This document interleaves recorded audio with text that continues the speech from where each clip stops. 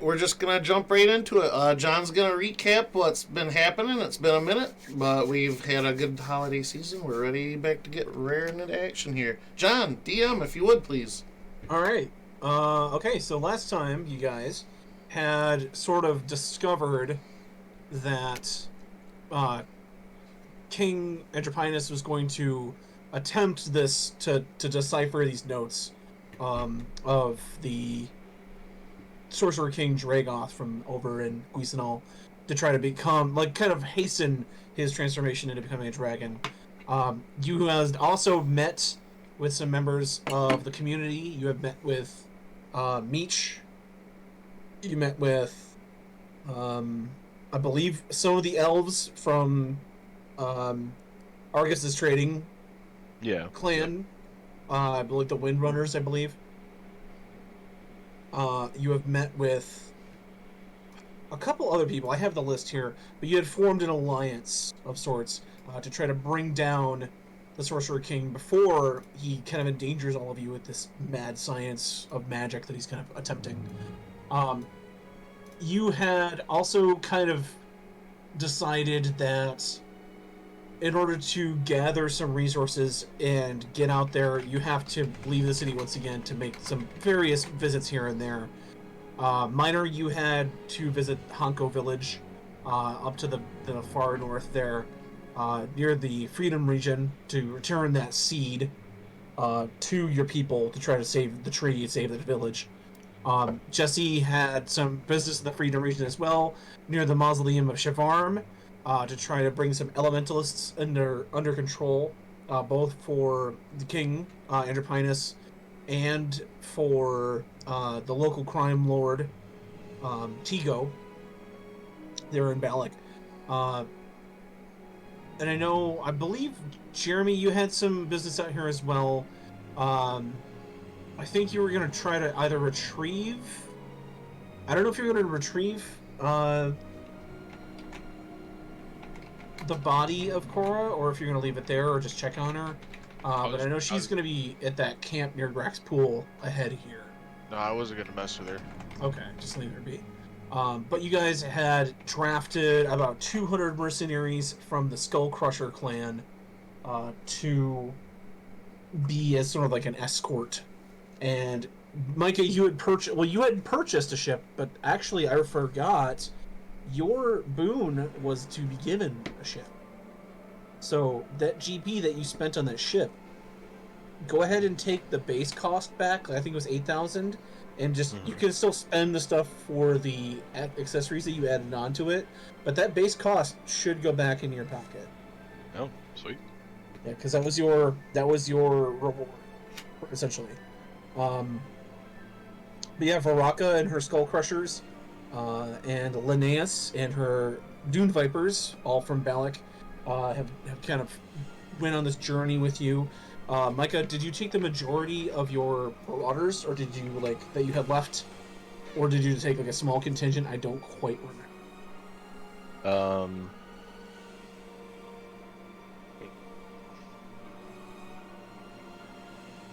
I can't remember if it was established or not.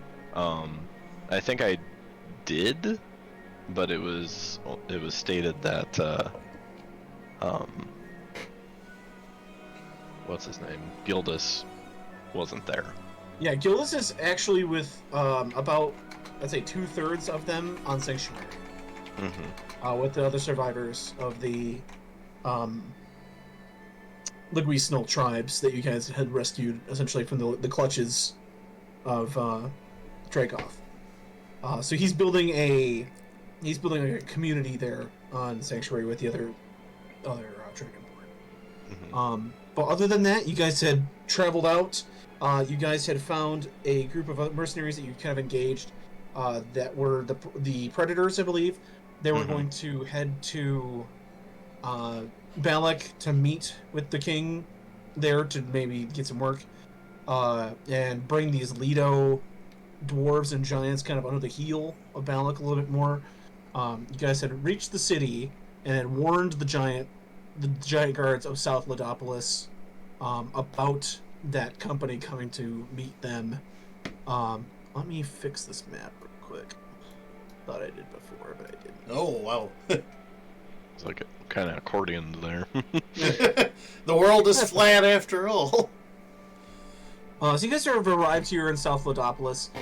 This is the little bit more settled industrial side of the river, of the Zilt River, with the mechanical moving parts of the bridge that they can lift and lower to kind of let ships pass.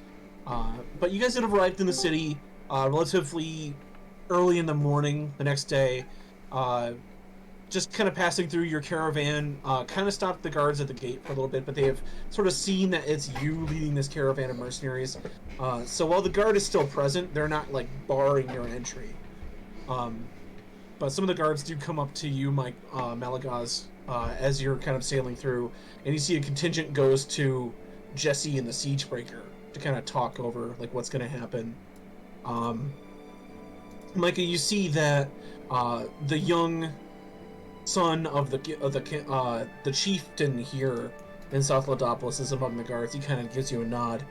But the dwarven guard says, "Oh, it's good to meet you again, Master Malagaz. What brings you through our community this time?" I would say, well, originally we were just passing through, but I don't know if you would have heard from the guards, the giant guards. I don't know how close in talks you guys are or not. As you're saying that, you sort of look out and you do see a few giants among the city, like walking about.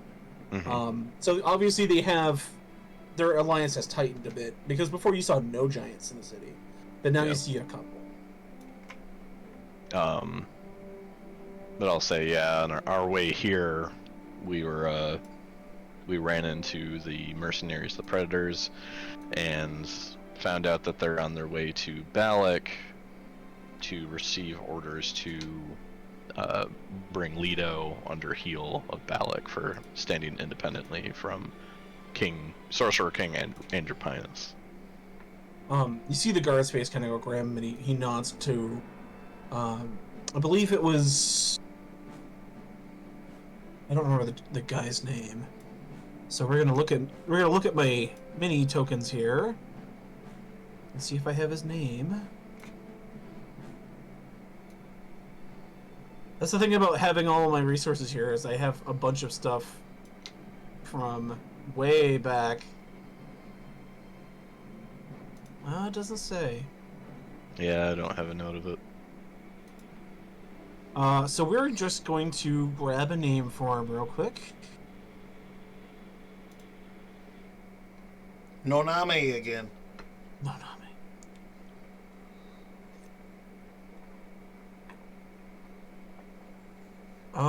I like...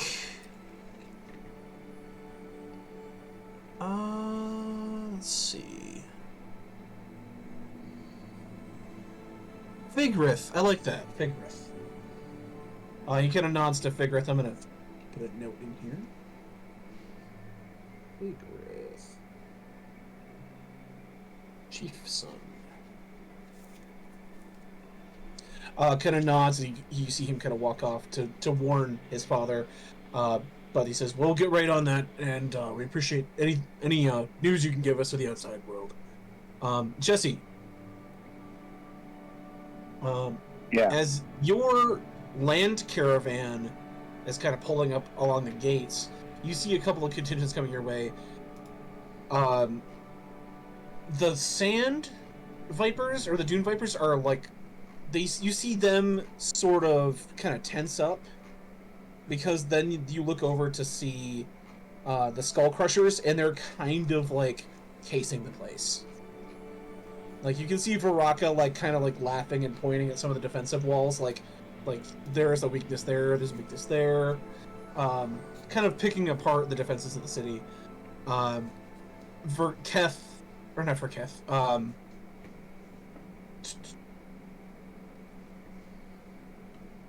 so many names. Linnaeus walks up and sort of says, "Should I tell the men to kind of keep a hold on the skull crushers, or do you think they're going to be okay?"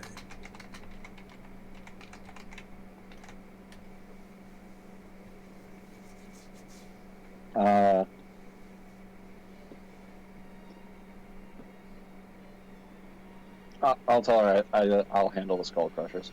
Okay. As the guards kind of approach, Skull crushers are my people, right? Not the skull Doom crushers are Vipers. your mercenaries. Okay. As the guard approaches, you are kind of positioned. Actually, I can show you. I have a little image kind of started of the mini that will be the Siegebreaker. This is kind of it in its landform. There, the large lizards of the Machiliots pulling it. You can see it's a very massive wooden structure. Nice. You guys are kind of standing on the forefront area where it is driven. It's like a mobile fortress, right? Yeah. Yes.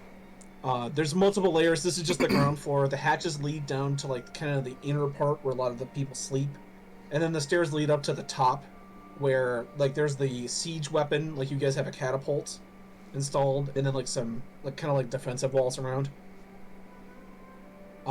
This is kind of just the staging area, though. You're able to kind of lean over the side, and then one of the dwarves says, "Master Anatar, yes.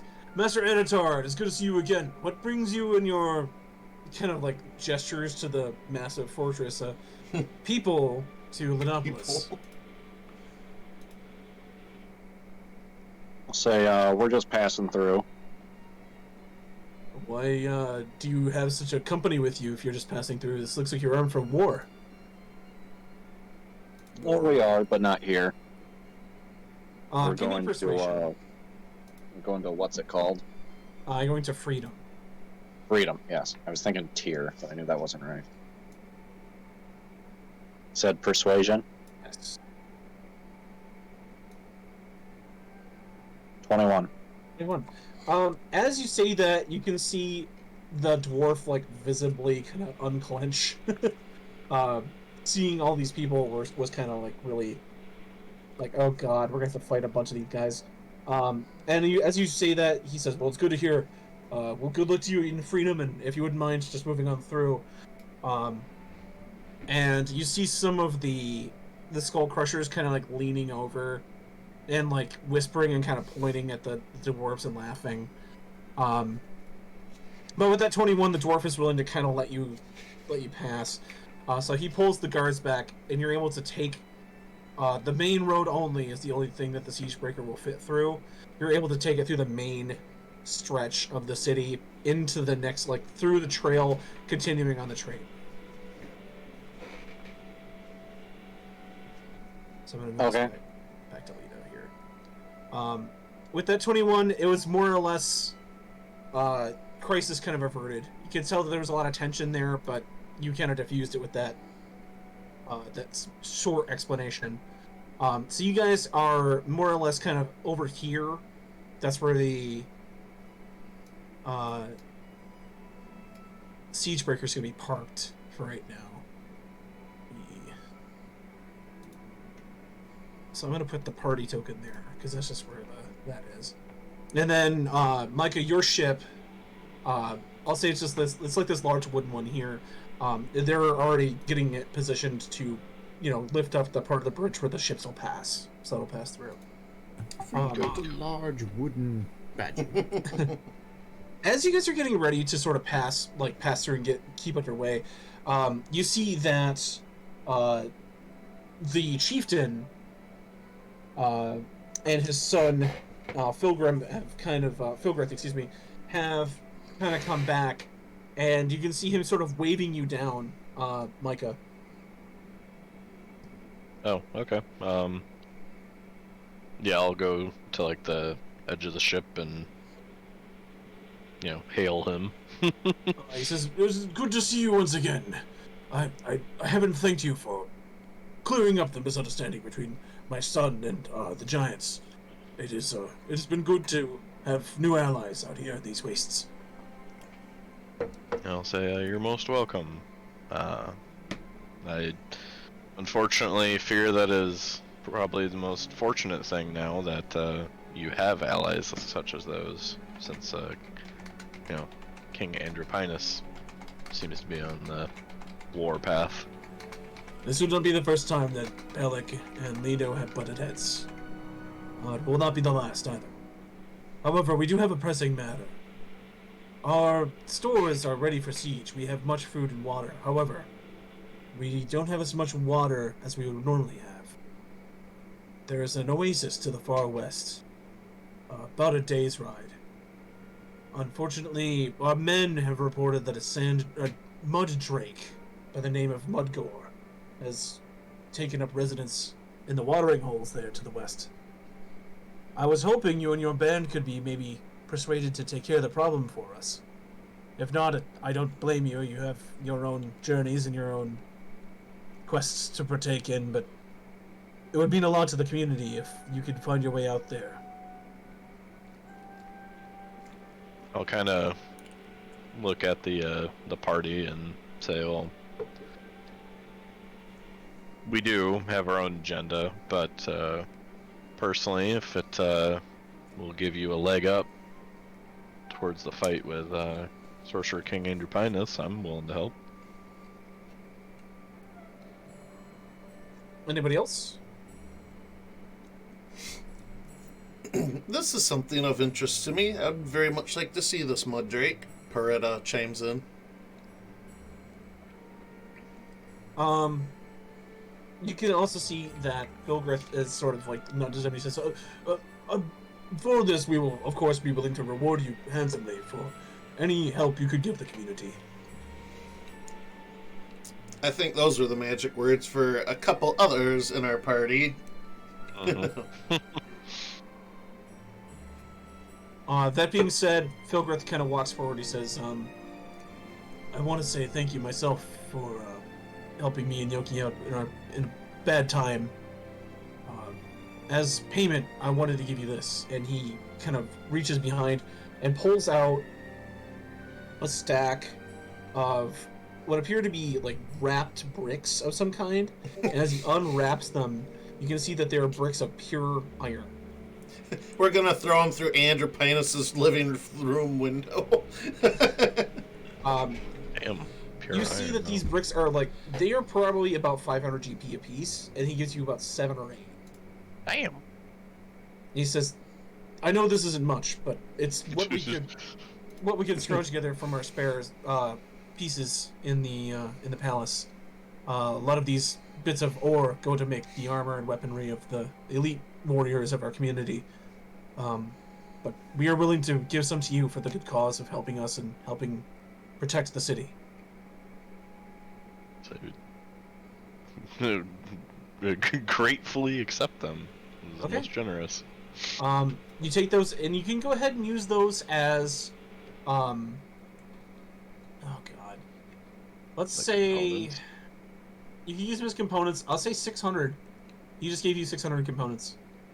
Damn. Like, a lot. Woo! Sheesh! Because they're big bricks of, like, pure iron.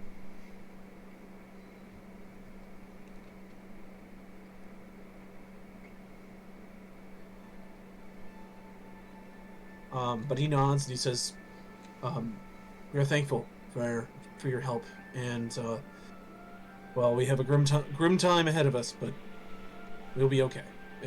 If worst comes to worst, we can evacuate across the bridge, and then Andropinus will have to move his entire army across the Silt River, and that'll take time. So if it comes to it, we can slow him down." Well,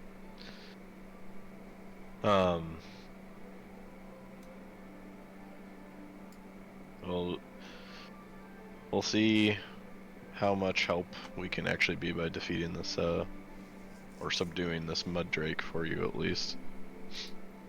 I'll say I'm not too familiar with the creature though. Are they local to the area? The king, or the chief, kind of steps forward. He says, "Mud drakes have lived in the savannah for quite some time. They are the closest relative to dragons that there are. However, this mud drake in particular has been living in that community for many, many decades. I remember my grandfather tried to slay the beast once when I was a young boy, but even he was unsuccessful. Be wary. He swims through the mud as if it were water itself, so he may find a way to surprise you and your band of adventurers. But just keep your distance. Don't try to get too close to him. You should be okay.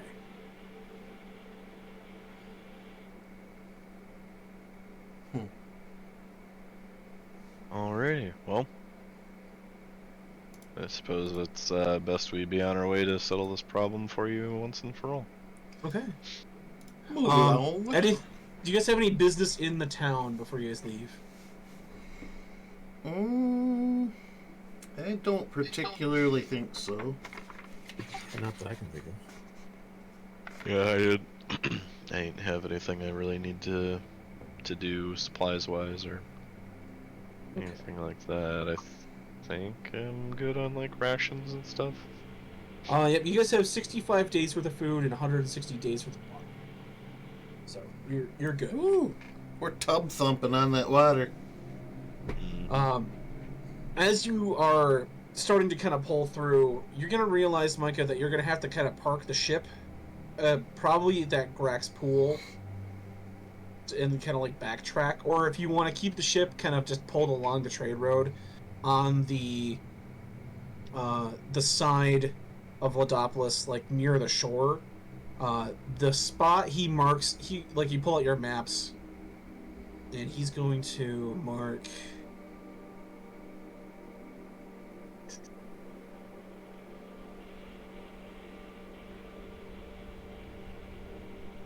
Bring you guys back over the map. He's gonna mark that blue circle as the location Excuse me. of the oasis. So it's gonna be it's about 50 miles out. If you wanted to take the ship, you could take it into the sand because there's a bit of like looser sand there. But we're gonna put the ship in danger a little bit because if this mud drake is able to swim through sand like water, you know, it might be a bit of a detriment. But it's up to you. Right.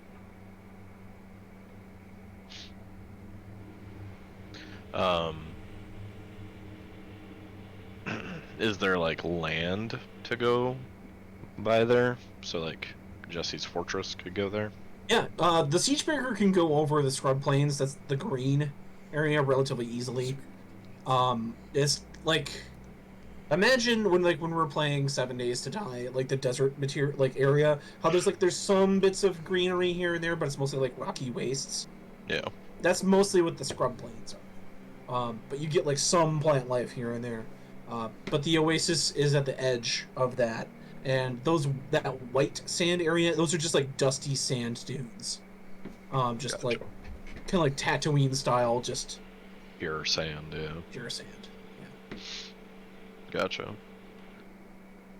Yeah, I mean, we could all hop over on the Siegebreaker, or if we want to look into mounts, that kind of thing. I guess I don't know how much room there is on the Siegebreaker still. Jesse, how much room do you guys have? Because I know you had 200 people. Was that including? Do you have notes on like? Was it that was the Siegebreaker, but that was the Dune Vipers though, wasn't it? I think so. No, yeah. because the Dune Vipers are the troops that Andrew Pines gave me. Yeah. Yeah. Yeah, that was 200, including mounts for cavalry. Okay. And then the Skull Crushers had about 40 people. Yeah. Okay. Because they were essentially the crew of the ship, and they had like a few raiders on top. So, Yeah. Okay. So there would be room if like maybe the cavalry riders of the Dune Vipers maybe took their mounts out. You could maybe even like you wouldn't have to take everybody if you don't want to. You could just take some people and have a crew still at the ship, you know, ready to go. But it's up to you. Yeah. We Just- could just leave the crew. Jesse edges the party out. No, I'm taking them all. Bye, guys. So with that, the ship will stay put, and then you guys kind of load some materials onto the Siegebreaker, and kind of just set out across the scrub plains. As you guys are heading out across this vast sort of like rocky, somewhat vegetative terrain, you can see off in the distance like a few mile markers, like every 5 miles, like a wooden, almost like totem pole style like marker. It's got like a dwarven face carved into it, along with like an axe and a hammer, and it sort of leads this trail through kind of the rocky badlands through this to what you eventually see is a patch of green, kind of in a small depression in the earth in front of you. So you're kind of at like the rise of this massive bowl that leads to a sort of a green patch of oasis. However, you can see much like a cartoon mole leaves a little trail when he like Bugs Bunny leaves a trail when he digs. You can see those like crisscrossing like the sands along the bowl sides, like just like a child took a pencil and scribbled all over the bowl. You can also see the wreckage of various dwarven, like maybe wagons, and like the bones of some of the animals that they would use, like maybe crushed carapaces of large kanks, and various other dead like animals of burden as they were maybe caught in this bowl. But you see all the wreckage mostly stays in that area, so you can tell that this mud drake definitely has like a hunting that he does not like to leave. But the bowl itself is probably about 900 to 1,000 feet, kind of like in a massive, Like massive that's circle. the diameter. Yeah. Dang.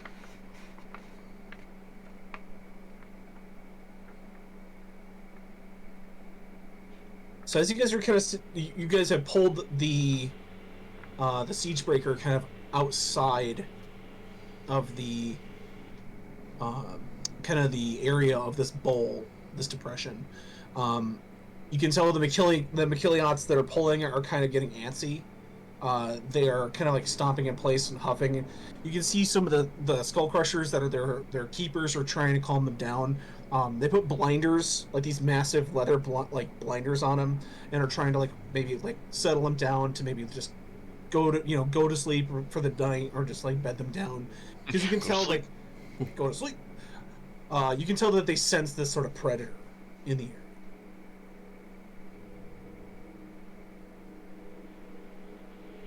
I guess I'll go through the group and just see what everybody wants to do. So, let's roll for our old school social initiatives that we used to do back when we did this primarily. If anybody just wants to give me a D20, we'll see what everybody's gonna do here.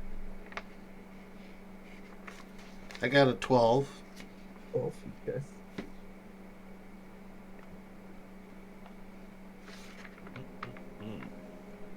That's a fitting roll for you tonight, Jeremy. Jesse got a 16. 16. I got 6. 6. Okay. Give me one moment. I'm just getting a good mini quote unquote selected for him here. Alright, good for a spill.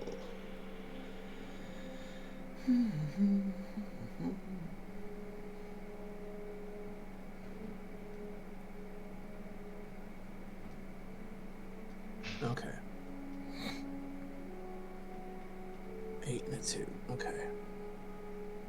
All right. So we'll start off with you, Jesse.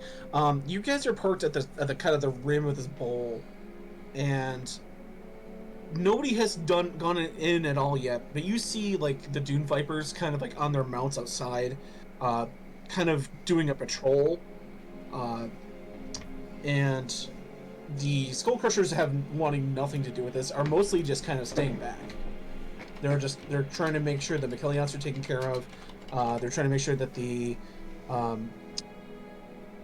nobody's going into the bowl, like staying outside. Linnaeus is trying to keep her people pretty far back. What would you like to do, kind of before anybody walks into this danger area?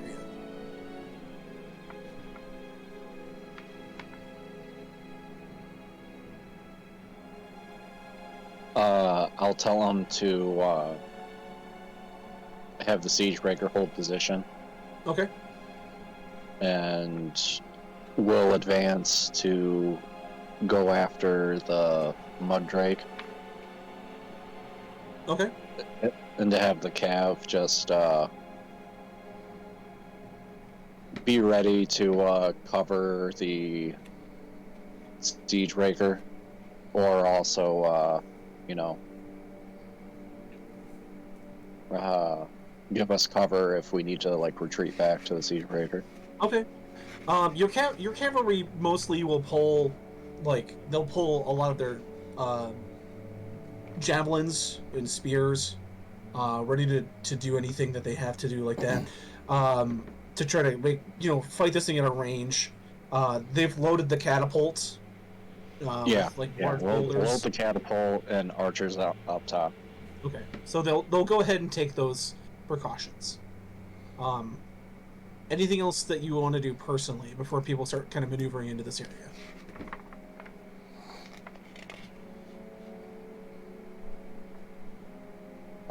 No, but I will take. I'll have Linnaeus stay on the siege breaker, but I'll have Varaka come with me. Okay.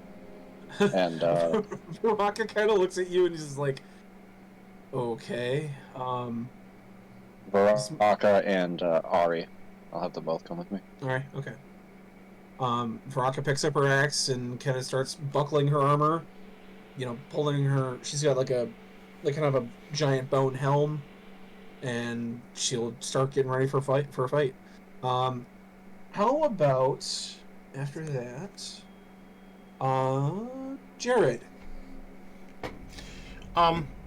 Do I know of an animal that's a burrowing creature or something sensitive to vibrations in the ground? You could be a. Let me take a look. My notes should be in here.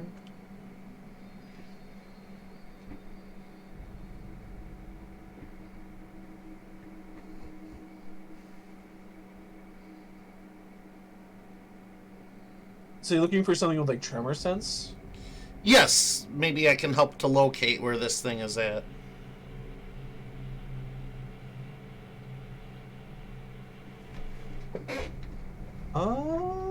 Give me a nature check. Nature? +7? Okay, that's a dirty 20. You know that Cylops, they're like a single-eyed, like large burrowing worm that you fought before. You might not be able to turn into an adult Cylops because they're very, very, very big. But you could turn into like a young one and have about 100-foot tremor sense. As long as you're underground. I'm gonna go ahead and relay to the group my intention to do that, but I will wait until everybody's had a chance to do something to actually do that. Okay. So that's what I'll plan on doing. Alright. So as you sort of center yourself, getting ready for a transformation, possibly. Minor. We could be fighting this thing from the ship. Or this fortress thing. You see Jesse getting some of his people like ready to fire from the ship, but you can tell that like maybe the catapult will be able to get into the bowl, but like the archers and like most of the cavalry, it's gonna be if it gets close to the rim, they can take a shots at it. Because with my new vantage point bow, I'm wondering if there's a decent spot like a crow's nest, but is that going to be close enough, or? Did I give you a range on that bow? I have. Well, it's probably the same as a short bow, which is. Yeah. What does it have? I just saw it earlier. 80 to 320. However, the sharpshooter,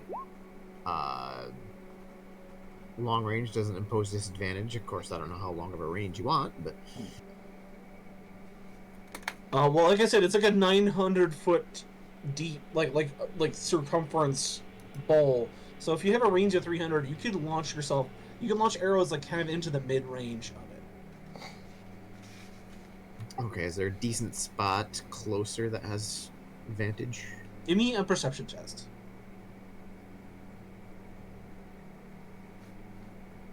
Let's try the online rolling first here.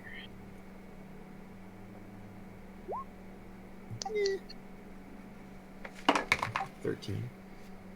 You see that there's some of the wreckage kind of in the bowl that you could more or less, like there's overturned carts and various other bits of like wreckage that you could possibly like pull together to make like a small, like almost out like an outpost, like a kind of like an outlook.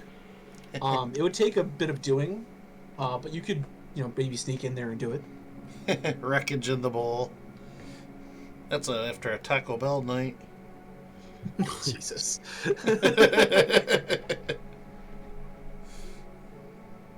All right, I'll see if I can cobble something together. I guess. Okay. Go ahead and give me a stealth.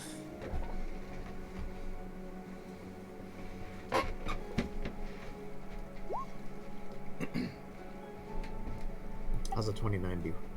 29. With a 29, you can realize that, like, if you think like a hunter would think, and if this thing has like a tremor sense, like it could sense like movement and swim through the ground, like a 1 2 1 2 1 2 cadence to your walking would probably set it off. So you go like 1 2 3 1 1 2 3 and just take like steps. So we're talking Dune here. We're talking staccato steps. You sort of like take small bits of movement forward and are eventually able to push into the kind of the outer brush area. You find lots to work with. You find like overturned carts, bones and whatnot. Go ahead and do you have any sort of tool proficiencies? I have Cooking utensils. Other than the cooking utensils? God, what's the name of that? I have a sauce? wood carver's tools. That would be about the closest thing. Okay, I'll allow it. It's woodworking of a sort. Go ahead and give me a dex check, and you can add your proficiency from that tool set.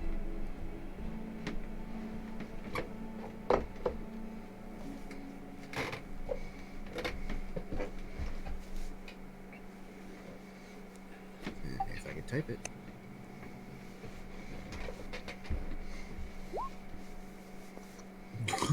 All right, how about a 15? 15. You're able to get a relatively stable bit of like kind of wreckage together, and like kind of tie it off with a bit of rope, and get it all like kind of set up. Let's see. Awesome. Thank you, John. No problem. Hold on. I forgot to make a map for this, so I'm kind of rapidly coming up with one. Just give me just a second.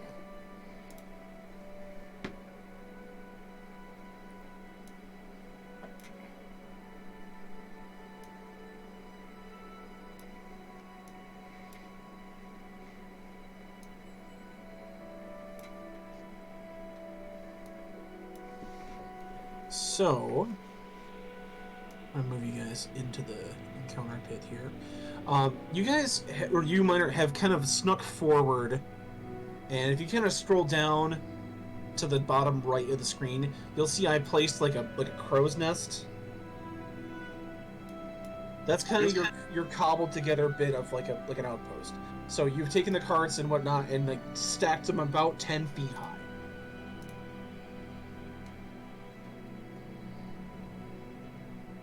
Which is fairly impressive for a halfling. Well, I mean, it's like you just you get a base together, like you turn the cart over to get the base, and then you just rope something to that, and then rope something to that, and then like you're able to shimmy up a pole pretty fast, climbing up all of the various like trees and stuff back home. So you're pretty nimble enough to be able to like climb up this sort of stuff pretty fast. There's like a bit of rocks.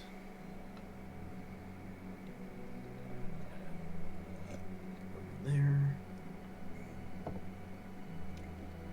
Rocks there.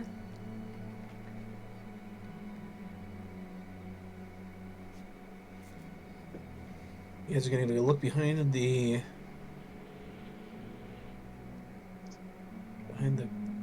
curtain here.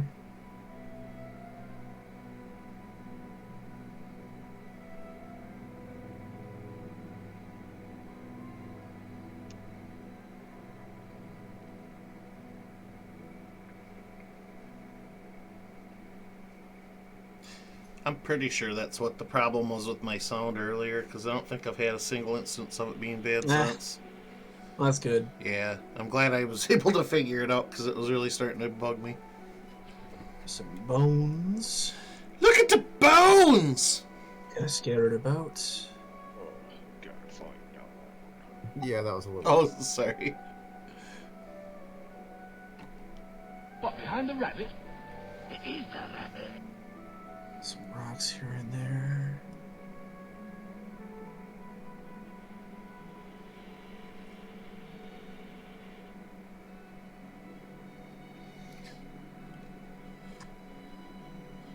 Signs of life? Paste. Some heavy shrubberies. You might be able to dive into one to lose like a visual.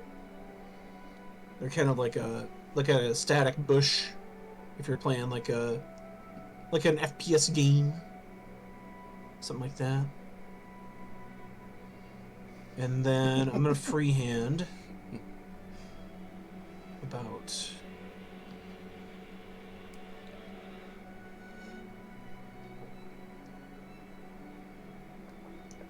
there. When the former president walks on wool carpet, static bush. Let's see if I can make this. Oh, that's where I fill it. Okay. Just imagine that in there is like water progressing into deeper water. So it's about 30 to 40 feet across this oasis. You guys have obviously kind of seen this a ways away, but that's about as close to it as you can get minor without getting into the water itself. But you can see like all around there is like dig marks and stuff kind of like on the outside. You're actually even maybe, I'm going to move you back just a bit further. So like you're a bit farther down that way. There you go. Alright, so that's going to be you. And next we have Micah.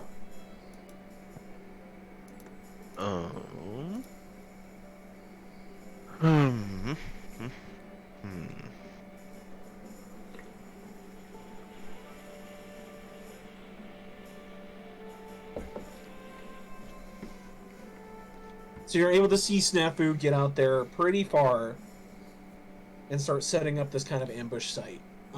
He takes his time very quietly. Once he gets on like a material, you can see he's kind of able to move a little bit more freely and constructs this bit of like a sniper's nest.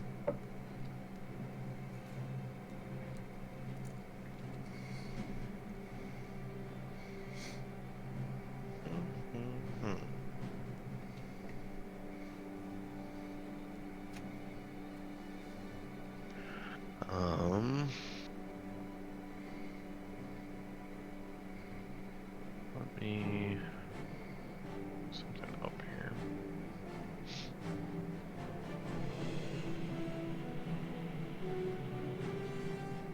And Jared, I'm going to make you a token for this Cyclops. Sure.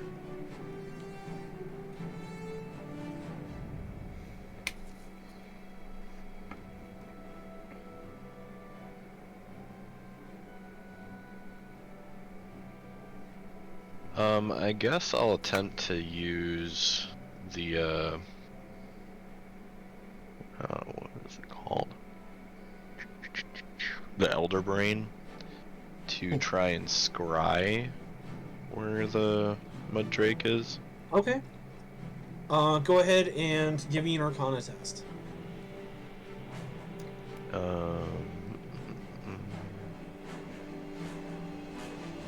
Well, apparently it makes a Wisdom saving throw. Oh, it makes a Wisdom saving throw. Okay. Let me pull him up here.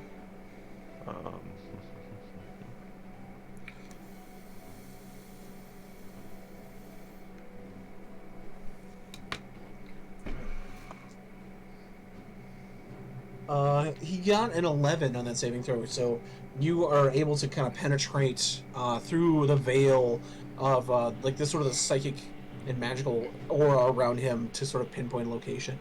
You can get the general idea that he is still about 30 feet underground, kind of to the northern section of this map. Excuse me. You imagine somewhere near that rocky outcropping, like that pile of stones. It looks like that's actually like a burrow hole. Oh, okay. So like a little hole would be around there somewhere. Yep. Let's see something.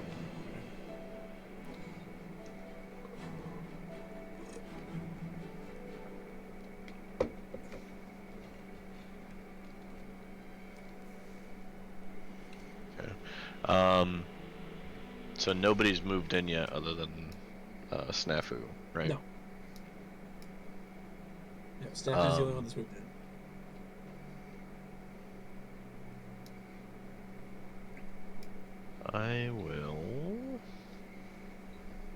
I guess the other thing I'll do,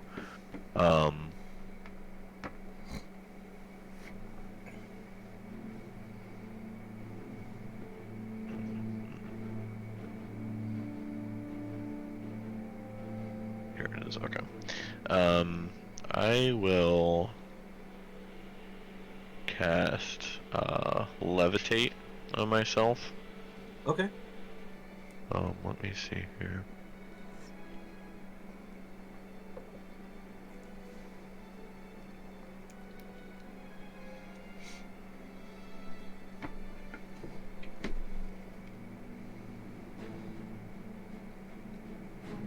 I'll check in a second to see if I can power boost this at all. Okay. I don't see it here, but for right now I'll cast it on myself, just so I don't have to touch the sand. Okay. And I'll float over to where Miner is. It's coarse and it gets everywhere, doesn't it? Yeah, I hate it.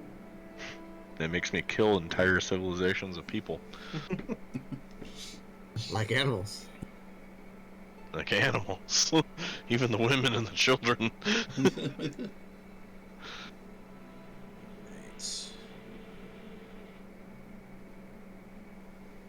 Sorry, I'm just putting the finishing touches on this. The finishing touches? The finishing touches. It's like finite and finishing. The finite finishing touches. Fucking guy. Why is it not working? Anyway, okay, sorry.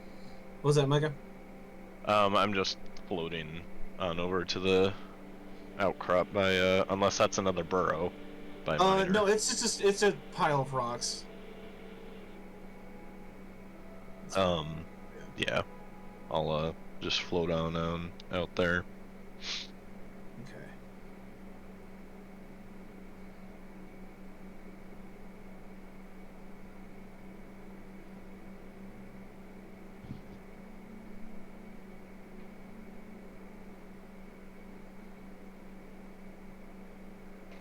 Sorry, I'm almost done. Just 1 second.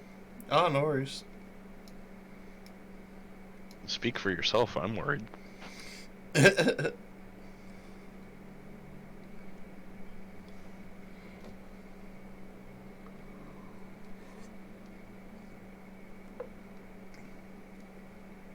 we go. Jeez, finally got it. Alright. Giant land monsters that can go through the ground like it's water, and then giant sea monsters are not things to care for. There we go. Woo!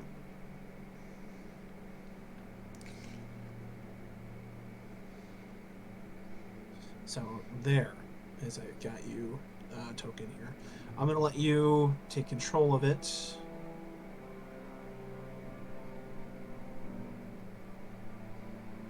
So you can move it around. I'm just gonna park it down here for right now, though, kind of out of the way until you transform into it. Sure. So it's gonna be down bottom left there. All right. So you kind of float there. You got sort of an approximate location of where it might be. Lastly, we come to you, Jeremy.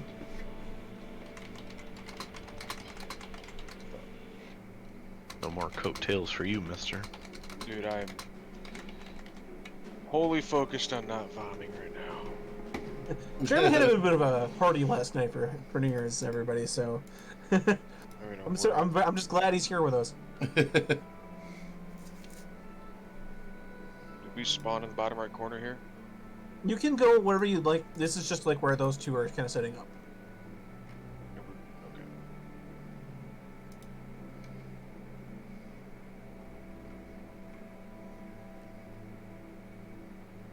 I'll go right there, Okay. and I'll take a defensive action. Okay. So you kind of start off in a defensive stance. Yeah. Okay. With that, let me have everybody roll initiatives.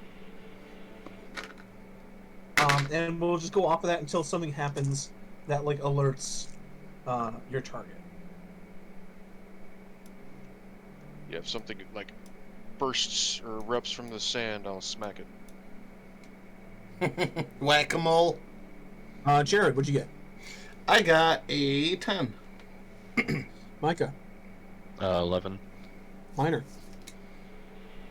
I forgot to adjust that on my physical sheet, so let me roll an actual die. That's a 16. And I took the alert feat from the Christmas thing, so that gives me a +5 to initiative. And Jesse, I'm gonna drop in the chat a picture for Nice. you. Oh, I can see it. Oh, you can see. Okay. Where would Yeah. you like to spot, like, kind of get started? I took Jared's advice about the PS4. Oh, okay, good. That's good. Yeah, so I've got my TV muted while I'm watching, and I'm talking on my phone. Nice. Do you kind of want to position where everybody else is, or like maybe closer to the rock to the north, or? Yeah, we'll go by the rock. Okay. So you're sort of crouched there, ready to pounce, as it were. My initiative was 11, by the way, but Micah could go. You guys will act at the same time, but if you would like to, okay. So you'll just default him first, and then Jeremy, what was your initiative?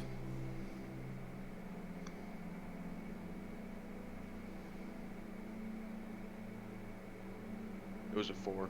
4. Okay. So starting off, we're gonna go with minor.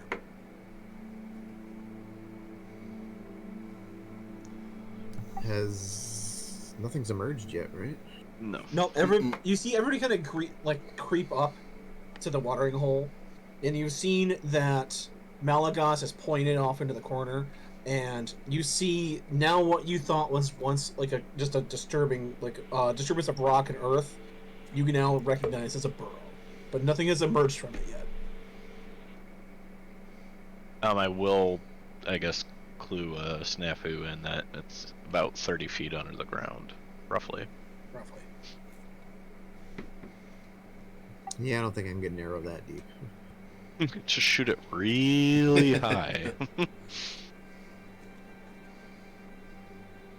I guess I'll just knock an arrow and prep ready for it to emerge. Put like a spade head on the end of your arrow. Okay, so you're gonna ready that action then. Next up,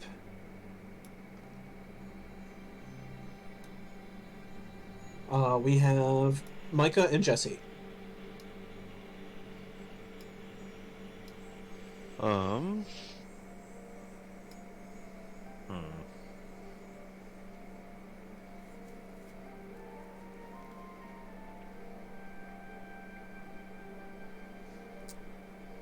I don't really have much to initiate this fight with.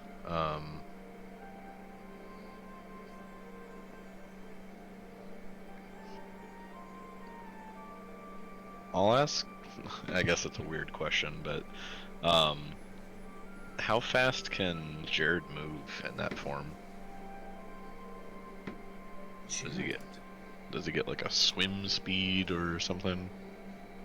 Jared, you have a burrow speed of 35 feet. Okay. I have, not that it probably matters, but I have a Outlander with Landstride or whatever it is too, where I can traverse natural terrain as normal. No, that it's not considered difficult terrain for you when you're in Cylops. Oh, Roger. Okay, cool. That's just how physically fast you're able to move through the sand. Okay, 35, sweet.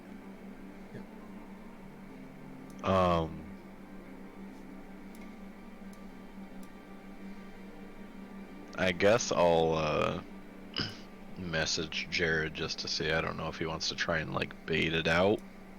Seems like everybody's kind of just prepped up here, so. Yeah, I can do that. Okay. Or at least locate and it. with that, I'll prep an action for when it pops out. Okay. Jesse, how about you?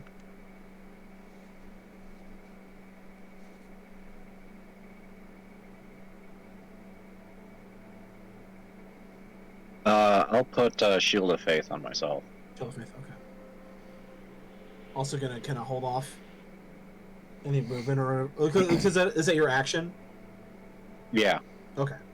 So, all right. We then come to Jared. All right. Where would my starting point be? Just down by where Aaron's at, and Whatever you would like. oh, okay. In that case,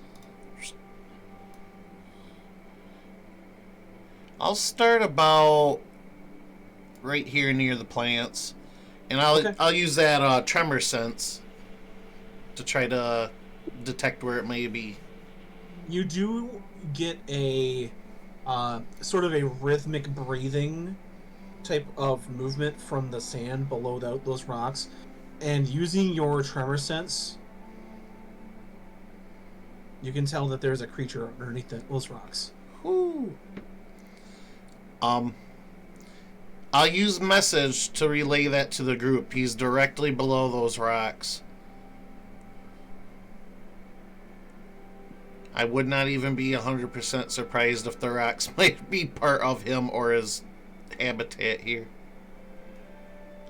Were you gonna try to coax him out, or are you just gonna report his location? I'll report it, and then I'll move in a little bit closer, with relatively safe distance, and try to scurry about and make the movements of maybe injured prey.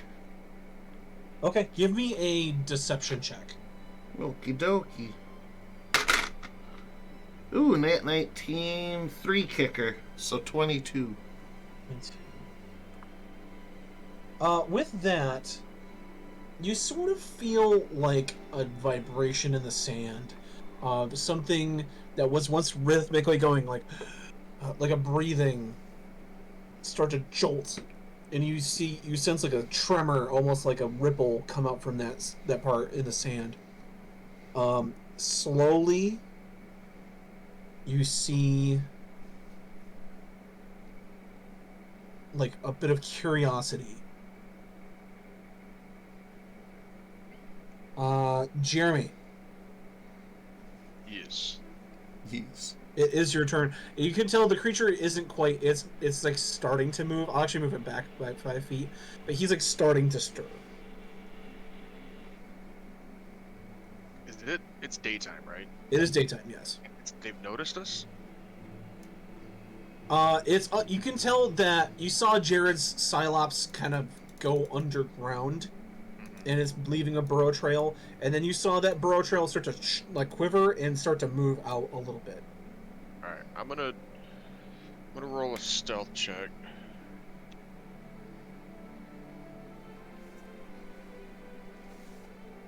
Plus a 2, so 18, and I'm gonna okay. I'm gonna try and sneak up behind these bushes right here.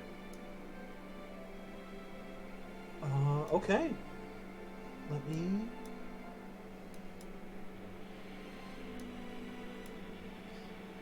Okay, you are able to you space your movements out, like you said, you don't walk with rhythm, to try to displace maybe his tremor sense, and you're able to get into those bushes there.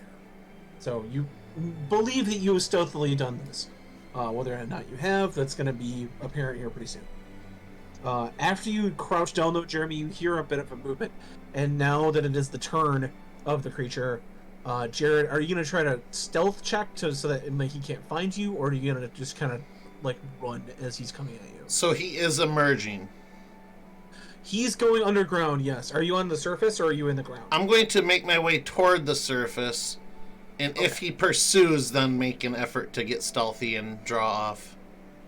Okay. He gets to about here. Are you going to make your movement now? Yes. Okay. Go ahead and give me a athletics. Athletics? +6. How about a 16? Okay. That's good. He lunges out. So you guys see him surface. I'm actually gonna, if you're burrowed, Jared, I'm gonna put a little leaf on you in the corner. The, See that little the icon leaf there? of burrowing. A leaf of burrowing. That's going to be, you're underground. So he is surfaced. So you guys see this creature surface. It looks like a giant reptilian creature, hulking muscles, just covered in scars. You can see, like, bits of, like, wooden, ballista bolts even, like, stuck out of its shoulders. This thing is massive as it barrels towards Jared's location. Jared, you make that save so you can make your movement without incurring an attack. Okay, I'd also like to stealthily get away. Okay. He has tremor sense, so you're gonna have to roll against his perception. Okay, and I'm gonna put the camera on my dice for evidence. Nat 20. Nat 20? Okay. This is diagonal, but alright. But yeah, there we go. Son of a gun. Okay. What's your stealth with that Nat 20? Stealth with the Nat 20 is 7, or no, there's 7, so 27. Okay. You are, go ahead and make your movement, and you sort of see as he surfaces, his head sort of cranes around to look to see where you went, but he is not able, you don't sense him coming closer to your location. Okay. By the way, I forgot. I had the critical success and one natural failure button again. I'm gonna move toward the groups, so... Okay. So, the lines are touch hard to see. 5, 10, 50. Here, So hold is on. that thing above ground at some point, John? It is now above ground. It just surfaced. So I can get to about... here. Alright. And... yeah, stealthily, and I'm gonna try to come up above the dirt when I get a little bit closer to the group. Okay. When it's your turn, you can do that. Yep. Okay. All right. Now everybody who had triggered actions, so when the creature now came up, now you can take them. You want to kick us off, Miner, I guess, since you had one first. Yeah, I was just trying to get to... here it is. There we go. Clear Let's this. try some sharpshooting. With my new bow. I have advantage, right, John? You do. Vantage point, not advantage. Okay.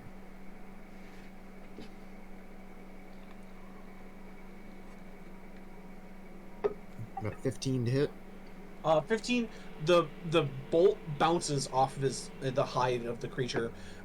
It's just you shot straight, but maybe not like hard enough to penetrate that scale. Okay. Well, I got 3 more shots because I have extra attacks. Ooh, 22. I'm rolling kind of low tonight. Your next attack is able to penetrate the armor, so go ahead and roll damage.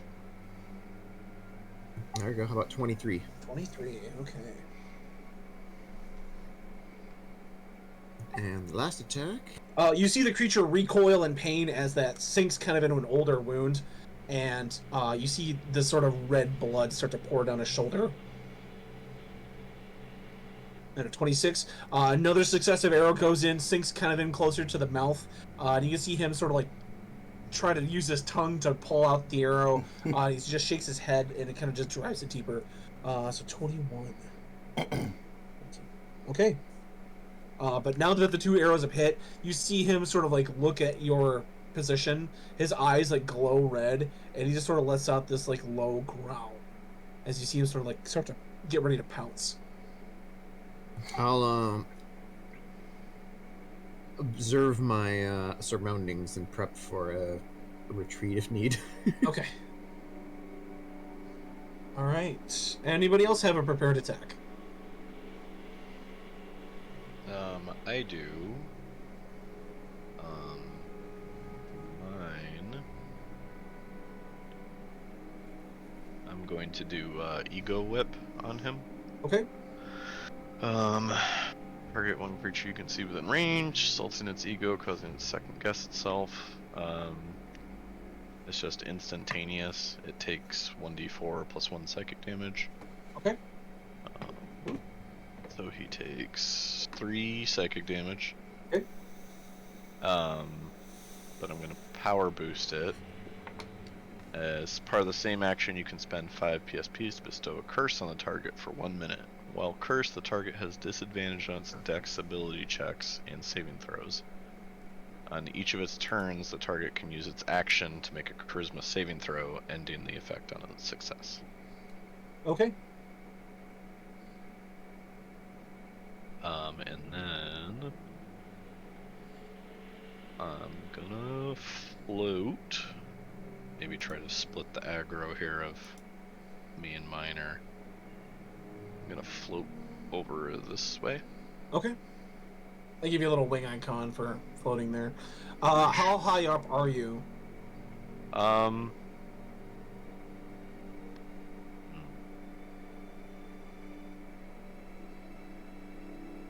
me see here. Unlevitate. I can go up to 20 feet. So I'm gonna put 210. Actually, no, I'll put a 4. We'll do it in squares. So you're 4 squares up. There you Okay. go. All right. Anybody else prep anything? Jeremy, Jesse. Nothing that I can do at this range. Okay. With that, the Drake is going to take the remainder of his movement.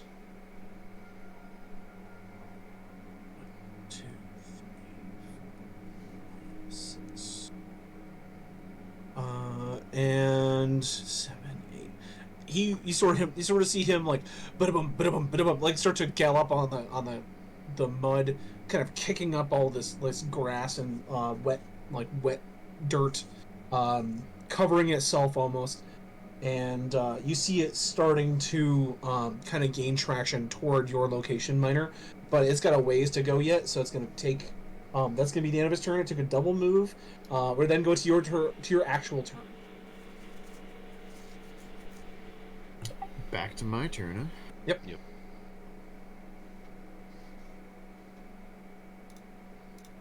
Alright, it's eyeballing me, is that what you said? Yep. It's not. It kind of be like your like little crow's nest there.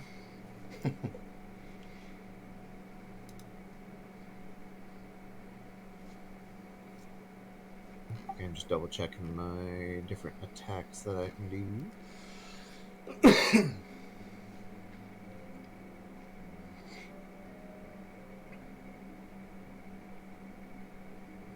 Do I think this thing's gonna get to me by its next turn, roughly? You just saw it move on a move action about 40 feet. So it might have some sort of attack. Maybe it can like toss something, but melee range, probably not. There's also a chance of it burrowing and coming up from underneath. So, Now it's gonna goose you. all right, let's try just a regular attack first here. So Excuse me. actually, I'm going to bonus action aim, so I have advantage. Okay. 27. 27's a hit. Go ahead and roll damage. Okay, also give me a wisdom save. DC. Where did I put that? DC 17. He's gonna burn a legendary resistance on that one. Oh, he's got legendary resistances. Well, alright. That is good to know. And how much was that damage, Spider? 24 on that first one. 24. Okay. Oh, actually, I gotta add my sneak attack.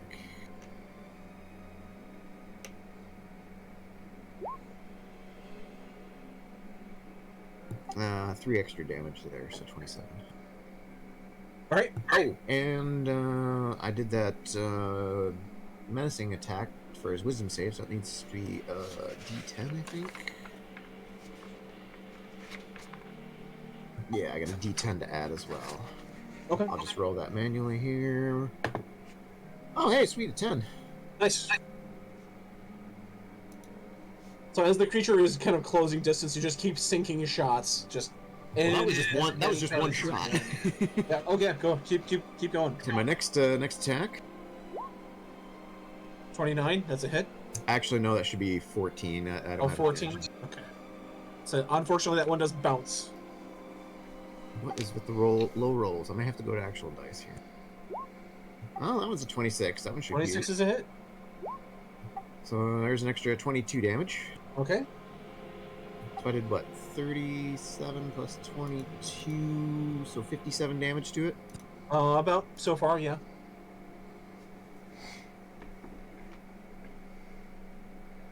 And I can't really do much yet. I'm gonna wait one more turn before I actually move, I think. If you want like a visual of this, I know Micah is gonna get it. There is a Monster Hunter monster called the Tigrix. It looks a lot like that sort of just muscly, no-winged dragon-esque creature. But as it's bounding at you, you're able to sink a couple shots into it. We then go to turn 3 and 4. It's gonna be Micah and Jesse.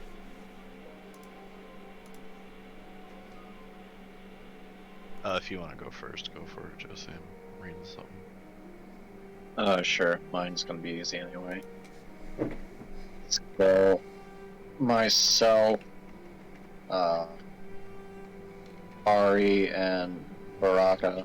We're going to, looking at the map, we're going to go to the left and try to go around the oasis and bring up the rear. Let me give you some people here.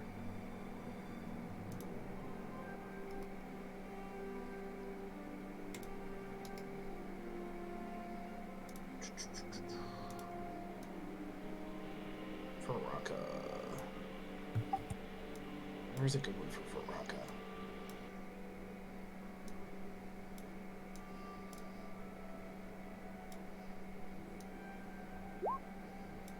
Oops, ignore that, sorry. You son of a bitch.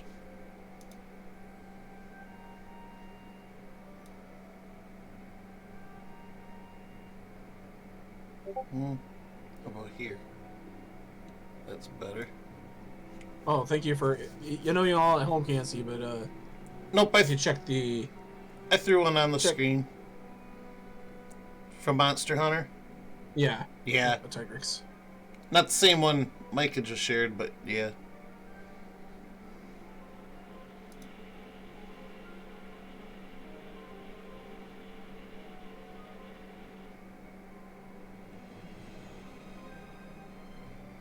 Let's see.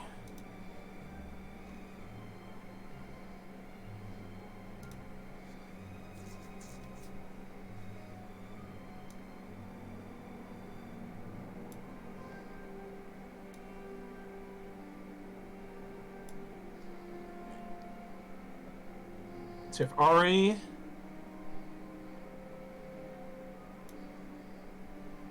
and Varaka. Okay. For Rocka. Alright, you said you're gonna go to the other side? To the left side? Yeah, we're going to try to flank it. Alright. Alright, you're gonna do a double move or just single? Double move, all of us. You guys are able to get to the rocky outcropping? Where it was over here. Okay. Anything else? No, that's it. Okay, Varaka's actually going to action surge. And she's gonna get a little bit ahead of you. But she is going to stop in there and make a stealth. Okay.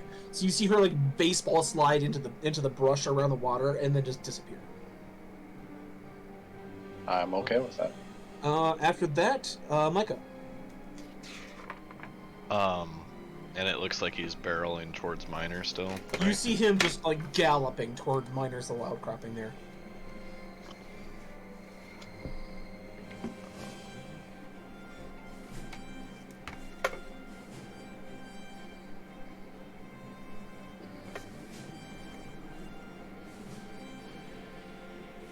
What's the range on that?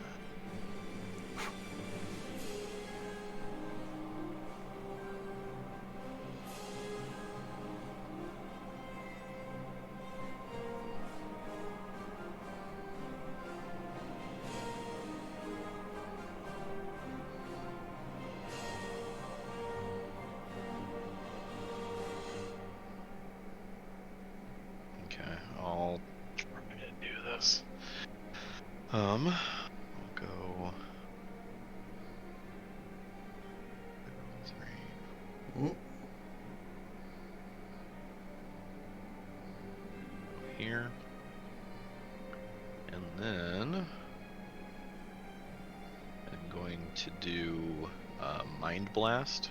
Okay. Never get to do that one because that hurts my friends. I fight for my friends, not with my friends. I fight for my cats. I fight for my cats. 15-foot cone from me.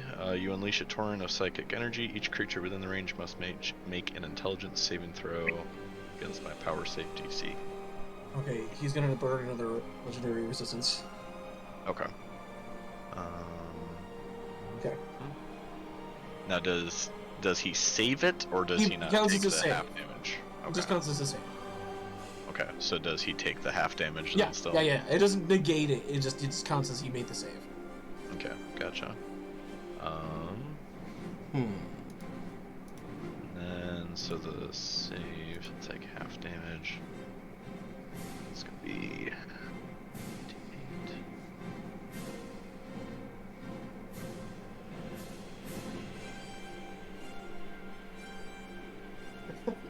I just see this massive creature just chasing down Worm Jared. Mm-hmm. He will take half of 7, so that would be rounded down. That would be 3. Yep. Okay. I'll take 3. The early wyvern gets the Cylops. Okay. Anything else? Nope. I'll just maintain my concentration on floating. Okay. Jared, it is your turn. Okay. So what I'm going to do... Oh, I'll actually move one more back. I guess I have one more square, so... Okay. I'm going to surface, convert back to half-elf form. Okay, so what I'm going to do is I'm going to move your token way up here, Yes, okay. and I will just pop it in the GM layer, and when you want to use it again, I'll put it back. That sounds fantastic. Alright. And then... And this thing you said is like covered in mud and stuff, right?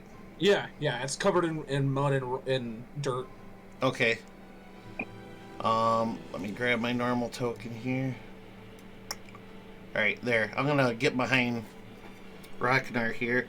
I'm gonna cast Fireball on it. However, I'm going to use my new feat that I took, Meta Magic. I'm going to transmogrify it into ice damage and attempt to freeze it. Or at least slow it down. Okay. Go ahead, and it's gonna make its save. Yes. Dex. Okay. Okay, he got a 24 on that one. Okay, yeah, that's definitely a save. So that's still half as much? Yep. Yeah. Alright. 1, 2, 3, 4, 5, 6. Alright, let me count up the amount here. Mm-hmm.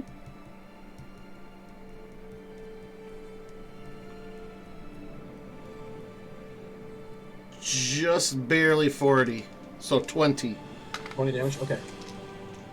With that sort of cold snap of, like, instant freezing air, you are able to actually freeze and shatter the mud off of its hide. So it's going to lose the sand camouflage ability it had to have advantage on stealth checks in sandy terrain. Hmm. So it's bright, sort of like orangish brown scales are now shining in the sun. Alrighty. And I do reckon that'll be my turn. Okay. With that, Jeremy.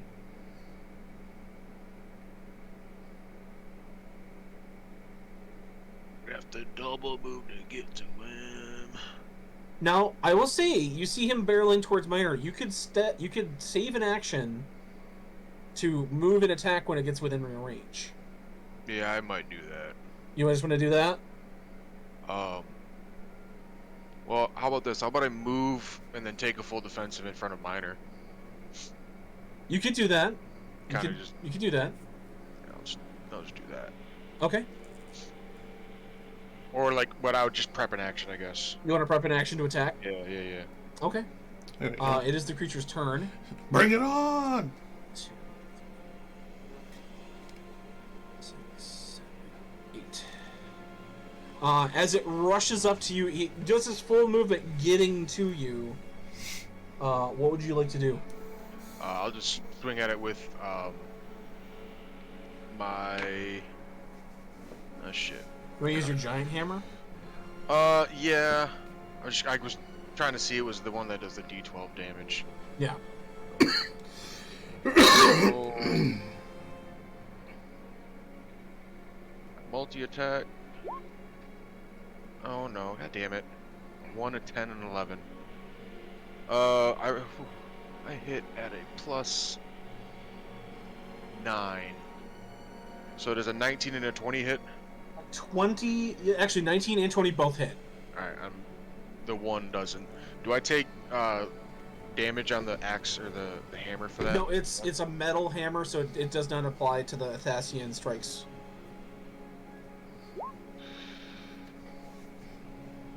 It's gonna do 16 damage. 16 damage, okay.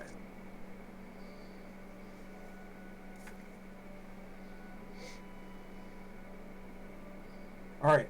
As you sort of wheel back and just snap this thing across the snout with your giant hammer, you can see it was getting ready to charge a breath weapon attack at Minor, but now that you sort of kind of smacked his head away, he's just going to follow up on you with a claw and a tail.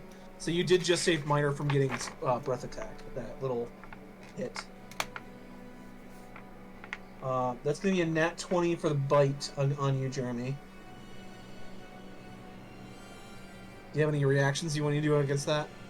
I'll trigger my 1 rune to give him disadvantage. Disadvantage, okay. Turns it into a 9. That's going to be a 21 to hit. Miss. Miss. You saw his jaws like over your head, like ready to snap down, and you're able to put your hammer up into the jaws and kind of like wrench them open as he tries to close down on your metal hammer. With that bite sort of like negated, he's going to try another claw. That's going to be a 20 to hit. Miss. Miss. And a 26. That hits. Okay. So the first claw, you're able to kind of like maneuver down as he's able to swipe above you, but he gets you with the other hand as you kind of get closer to his other hand. That's going to be 16 points of slashing damage as he kind of guts right into your side with his big claws.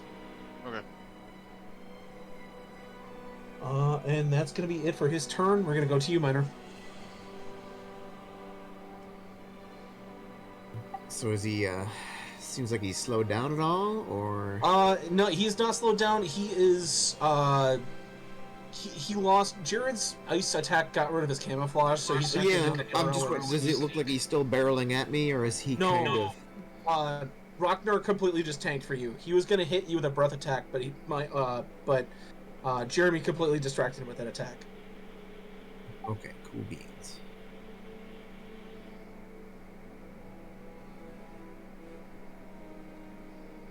And so he's, Jeremy's within 5 feet of him then, huh? Jeremy's within 5 feet, yes. Okay, so shot number 1. Ah, what is with... Just not working with you. Fucking, alright, there's 1 at least. Yeah, 1 hit out of 3, so go ahead and roll damage. I gotta roll 2d6 on that as well. So 23 plus... Ooh, another 7, so there's 30. Okay. Alright. Anything else? You know, this thing's probably not looking too hurt yet, is it? It's looking kind of beat up. You can tell that it's faced a lot of farmers and a lot of smaller outside threats. Maybe not a full party of adventurers. So. Alright, I'll call it there for now. Okay. And Micah.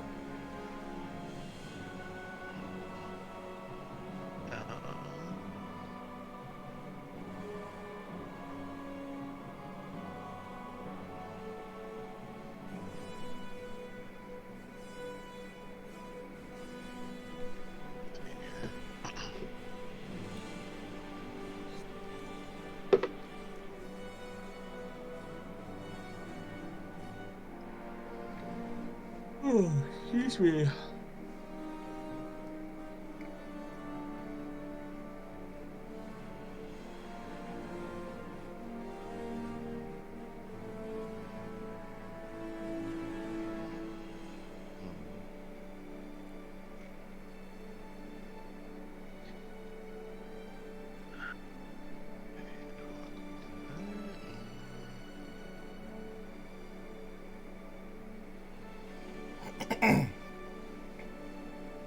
Is it looking pretty banged up, John?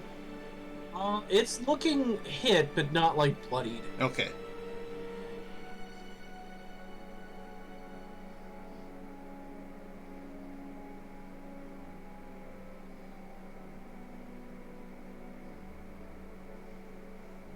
Okay. I'm going to do. It seems focused on Jeremy, right? Yeah, it was focused on Minor, now it's focused on Jeremy.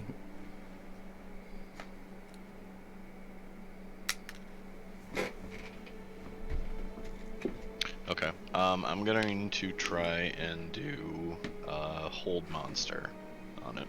Okay. So he needs to make a wisdom saving throw. He got a nat 20 on that one.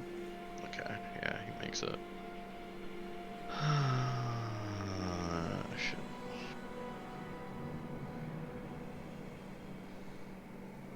Be right back 1 second. Sure.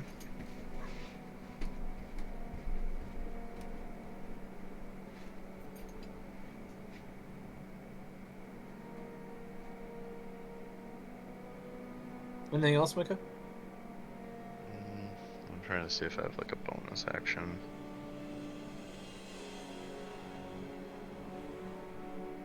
In the meantime, Jesse, what would you like to do?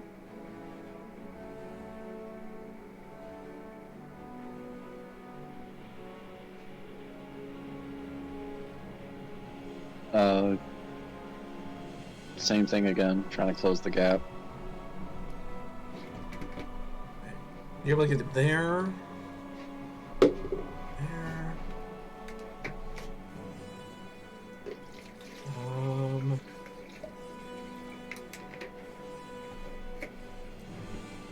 Should be able to close the gap. And I'll say sword drawn as well. Yep.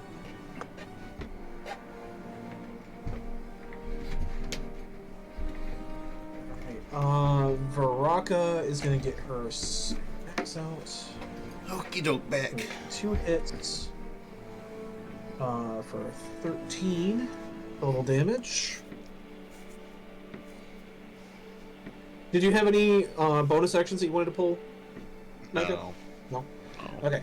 After Varaka runs in and sinks her axe into the back of the creature, you see it sort of recoil up and look around, and then bends its whole body like a dervish and kicks up a giant cloud of like piercing sand. It's gonna make Jeremy, Jesse, actually everybody but Micah and your cleric give me a con saving throw.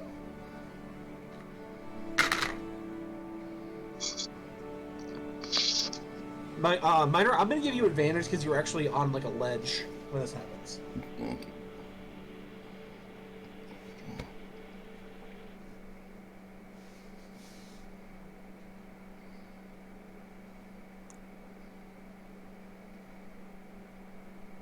Constitution, I got a 18.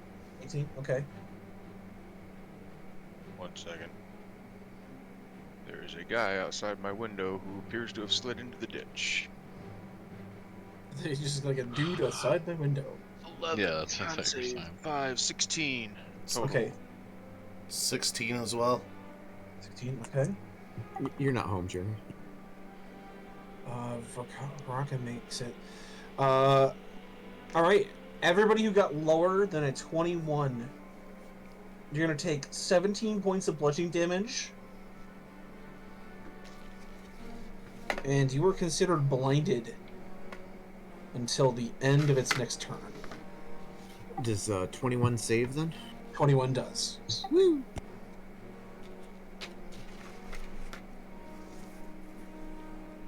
So I'm just gonna put like a little little canceled symbol on you. I forgot. It's been so long. I forgot I'm a paladin, so I forgot to add my my charisma modifier. So that put me at a 23. 23. That's enough to get half damage. So you're gonna take 8 points of slashing, and then you're not blinded. And then you see the creature, as it whirls its body into this massive kind of tornado, it's going to go underground.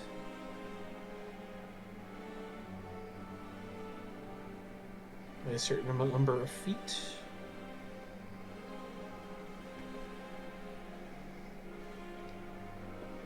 So these icons make no sense. Like, why did they give me a nuclear icon? Give me like a dug hole.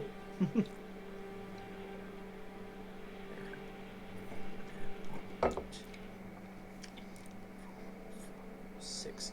You can see it is burrowing under the ground. It is passing next to you, Jesse.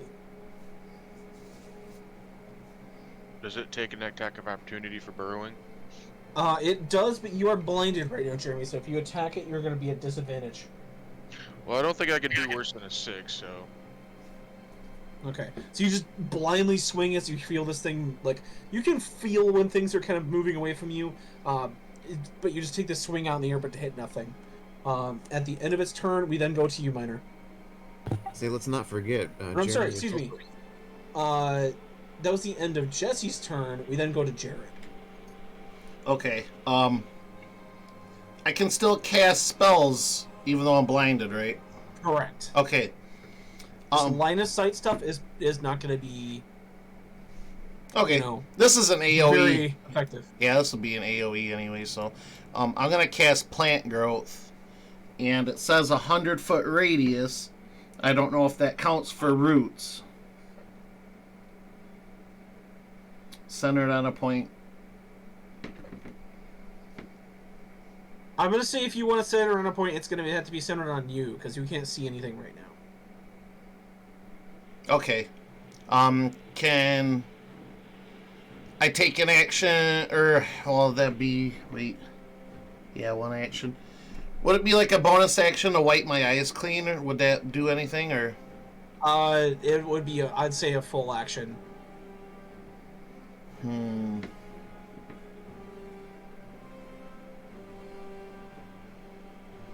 Yeah, I guess I'll do that. I don't really have much of another choice, I guess.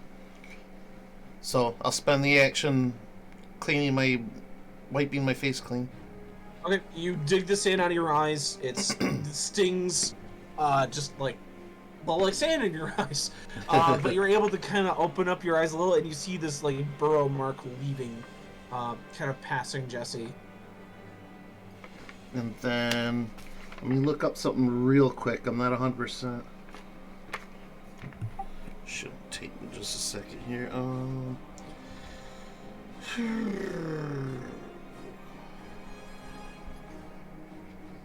That's it, and then okay. Yep, that'll be it then. Never mind. Okay. At the end of your turn, you can't do nothing. So yeah, okay. Jeremy, here you go. I will advance. You said, how long was the blind lasting? Till the end of its next turn. It's next turn, unless we take a full action to unblind Unless you take ourselves. an action to clean your eyes out, yes. Alright, I'm gonna move and then use my action to unblind myself. Okay. Alright, anything else? Nope. Okay. As you sort of rub the sand out of your eyes, you're able to follow the bumps in the earth, sort of the dig track. It is going to be the creature's turn. It is going to continue burrowing.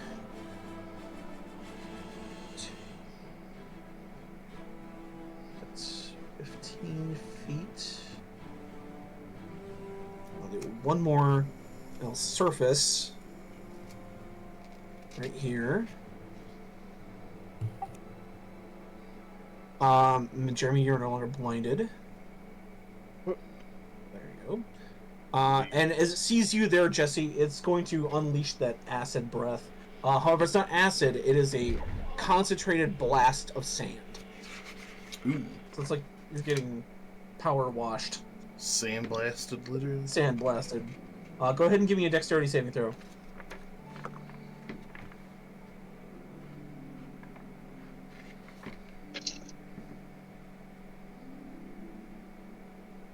Uh, 14. Did you add everything up? Oh, fuck, no, I didn't. I'm not used to playing paladins. So I rolled a 14 with Aura of Protection, it would be 19. 19. Unfortunately, it's not quite enough.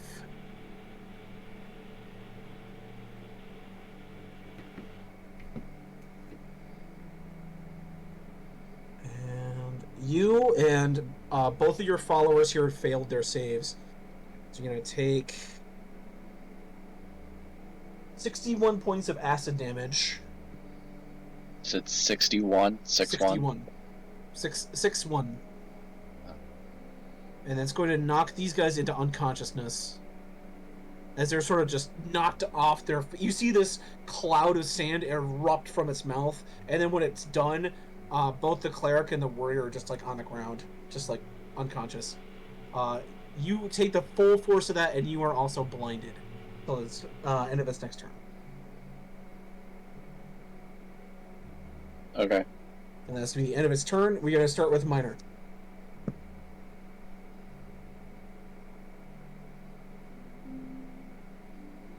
Alright, still above ground, right? Seeing that Yep, just sprayed it acid? just surfaced and unleashed the sand attack on Jesse.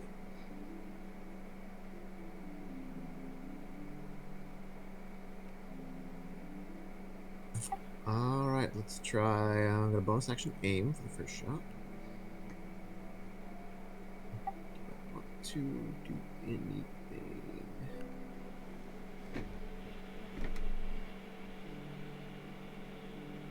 How big is this thing anyway? 15 feet across. It's like Is it large? Is it a large or bigger? Gargantuan, yes. Okay. Not that I was gonna try and push it, but I certainly can't. So okay.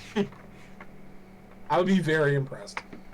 Well, it has to be a large creature or creature one size larger. I can't remember what it is, but anyway, it's too big. Ooh, barely. How about a 19? That's a hit. Yeah, 19 damage. And that is enough to push him into bloodied territory. Alright, we have a second attack here. 21 more damage. Okay. 24. And you know what? I'm gonna action surge. Okay. Let's pump 3 more shots his way. Oh shit, I forgot I had advantage on that first attack, so I get my sneak attack. Ooh, 2 damage. Okay. Anyway, back to my regular, my bonus, or my... It's gonna be funny because it's gonna be somebody's on the ropes and he's gonna get killed by exactly 2 damage. Oh, that one's gonna miss. 13's a miss, yep. And so is that one. 14's a miss. So that'll be all. So what's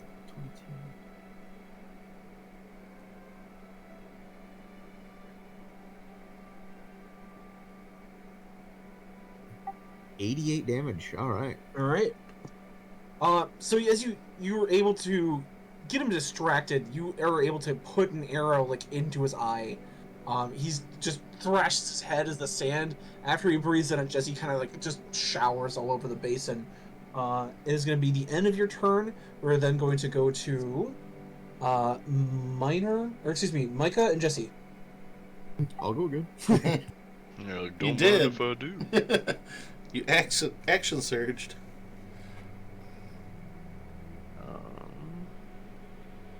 Okay. I am going And Jesse, to... you can still attack. It's just you have disadvantage.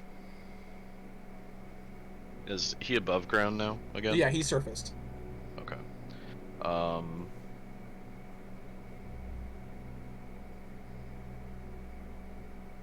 I don't suppose you can tell me how many legendary resistances he's used, can you?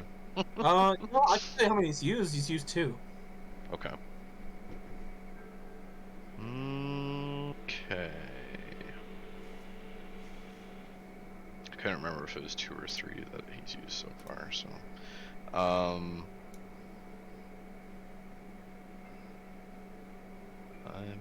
just reading this, how this works here.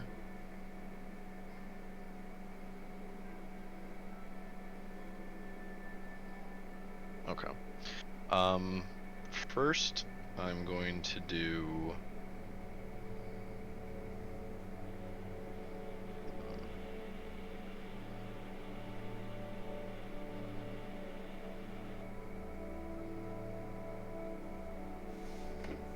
I'm gonna try and do a what's it called?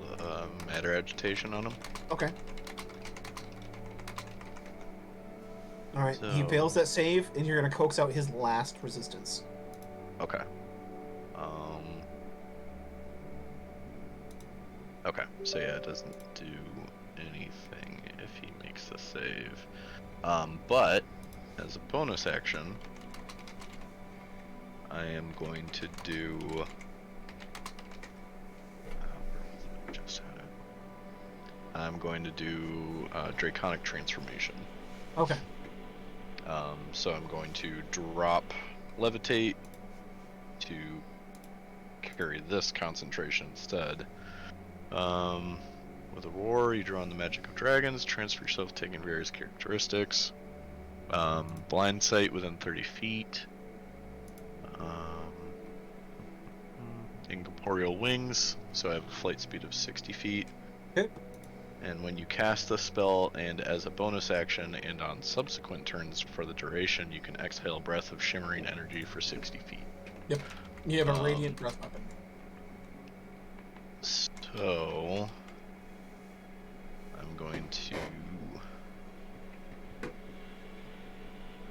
go here and angle it to get just him, not the cleric. Okay. Good idea. And he has to make a dex saving throw, which he should have disadvantage on, I believe. He does. Still. He got a 9 and higher, so he has to take the 9. That's gonna be a 10. Nope. So I will start rolling some d8s here. And this is going to be force damage if that matters. Oh, force at all. damage. Okay. Yep.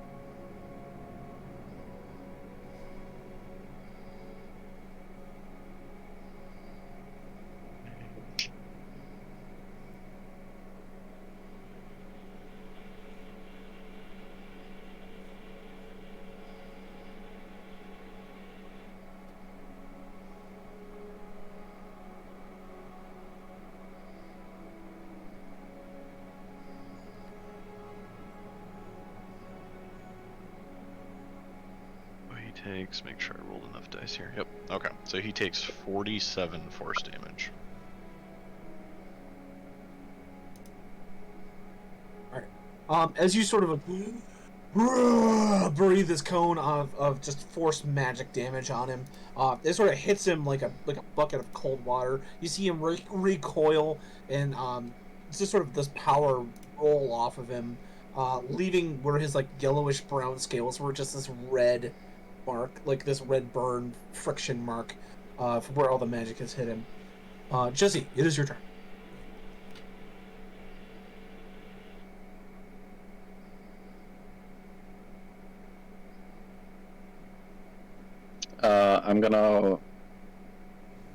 I'm gonna do a Hexblade's Curse on him.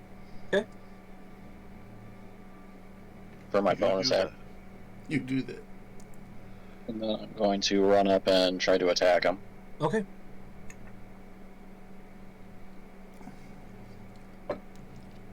With the Hexblade's Curse, does that give you advantage? No, it just makes it easier for me to crit, and I Okay. deal damage. Okay. And if he dies with the curse, I gain life. If he dies, he dies.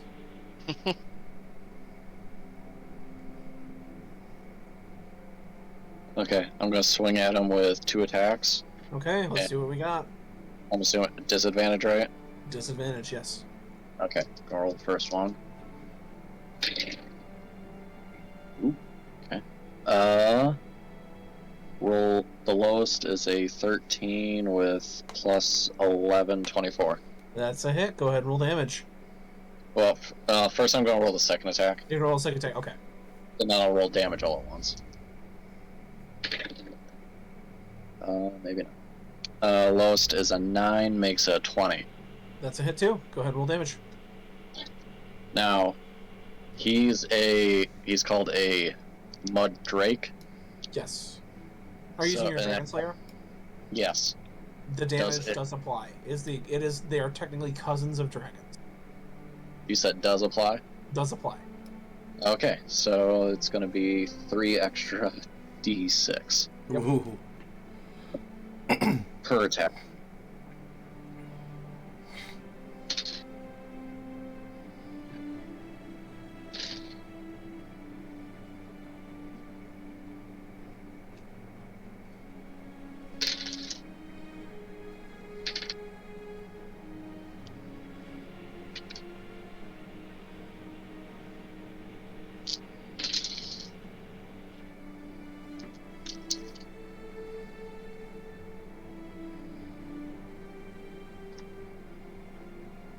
Just saw the pocket sand. That's a good one. Mm-hmm. Yep.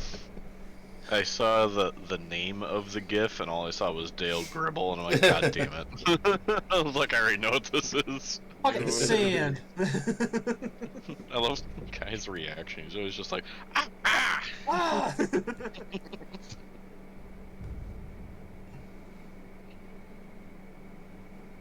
Ah! He takes 48 damage. 48 damage. He is still up, but not by much. Okay.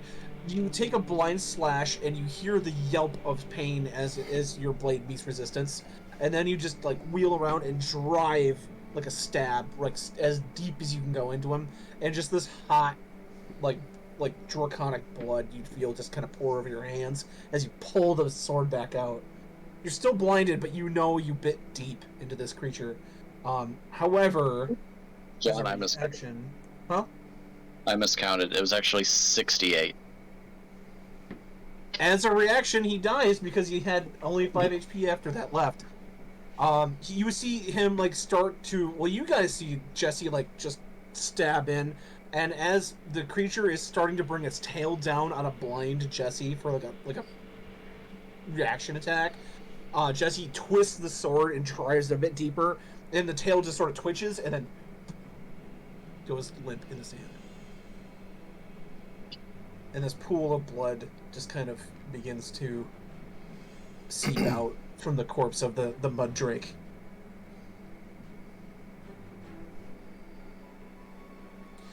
I'd like to go over to where it was nesting and kind of poke my head down in its tunnel. Okay. That'll be your post-fight thing that you do. Yeah. Okay. How about everybody else? We'll do this all at once. So Jared, you got that. Mm-hmm. Jesse, what are you gonna do? You sort of get the blood, or you get the blood off your hands and the sand out of your eyes, and see that you have slain this creature. But you also see that one of your followers and Varaka are both down. Yeah, I'm going to go over and use lay on hands on each of them. Okay.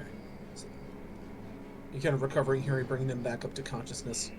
Yeah, I'll use 20 on each of them. Okay. Minor, how about you?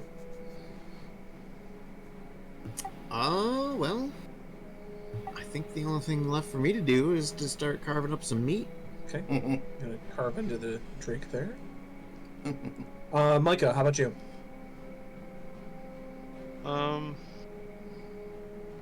Miner's carving, Jesse's resuscitating. What's Jared doing again? Jared's gonna go into its den. Okay. And then is this the Oasis here? That is the Oasis, yes. Okay.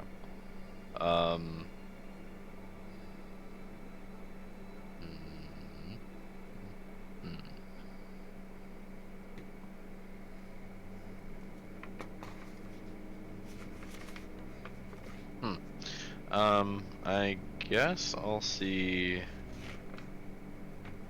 I guess I'll go with Jared to the den. Okay. And Rockner, what do you want to do?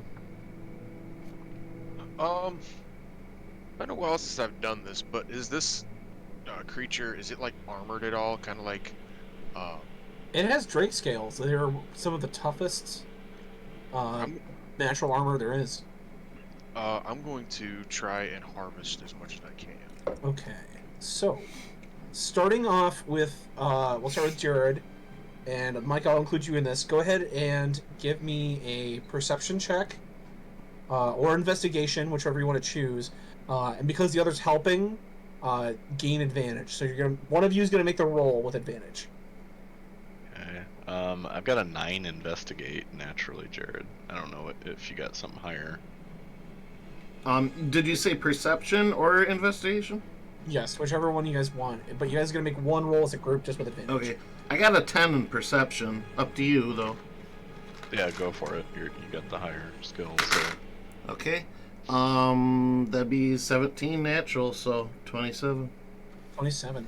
As you guys are kind of digging out, Micah using some of your psychic abilities to disintegrate some of the rocks, Jared, you using your plant growth to kind of dig this deeper and kind of out into the open, you see what appears to be generations of just stolen bits and baubles from around this section here. You can see immediately the skeletons and bones of at least 30 humanoid creatures, like just on a surface level. And as you keep digging, you find more and more and more bones. Amongst the ruins of this, you guys find... Let's see... Okay.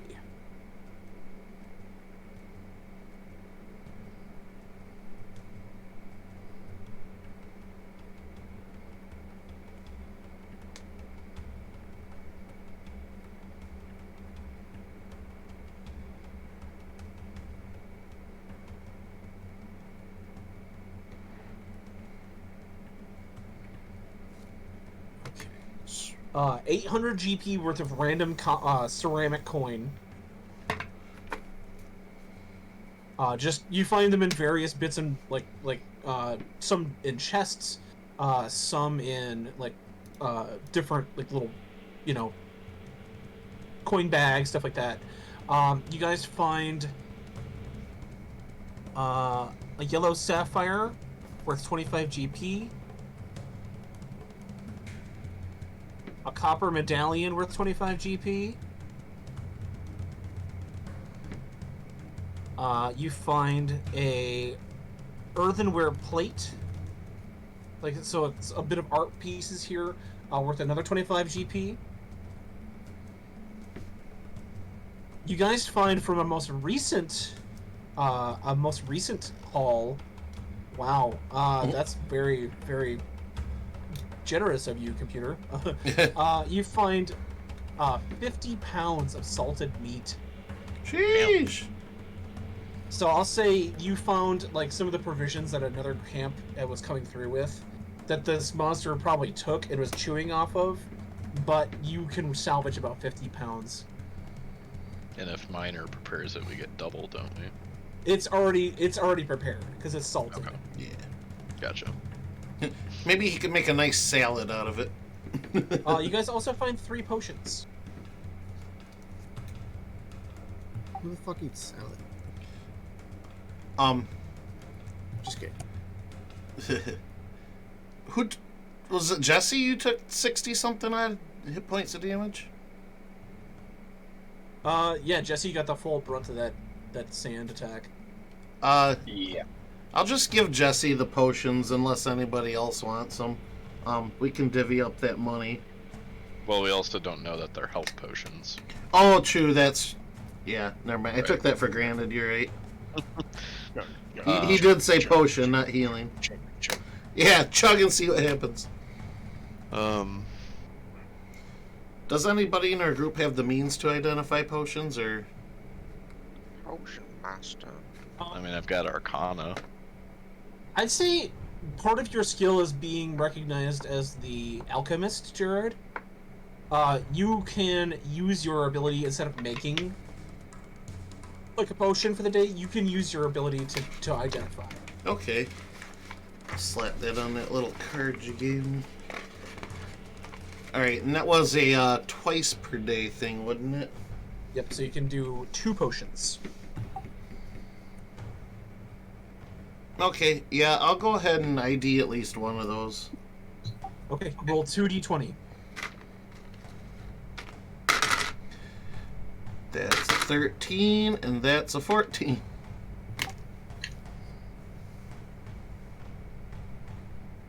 Okay, the first one, the 13, is an elixir of health. Okay. Link that to you.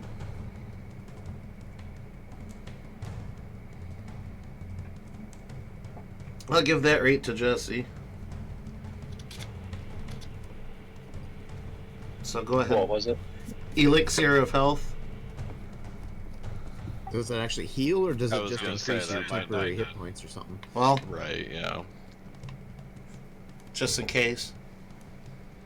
Anybody that wants it can have it. I'm just kind of nudging his way, I guess. Oh, I thought I already had that, but apparently I don't. Hold on, I'll just have to do it a different way. That's an elixir of health. Yeah. I thought I had the DMG, like, quote-unquote, purchased on my DM's Guild, or my D&D Beyond, but I don't. But it's okay. What about the Trove? Sadly, the Trove is dead. Aw, bummer. Yeah. Just a quick Google search says when you drink this potion, it cures any disease afflicting you and removes the blinded, deafened, paralyzed, and poisoned conditions. Oh, okay. So yeah, it's more of a, like a full recover from Pokemon. Gotcha. Status effect healer. Yep.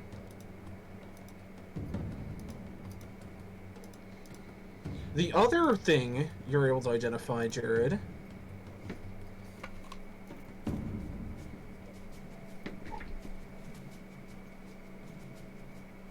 hold on.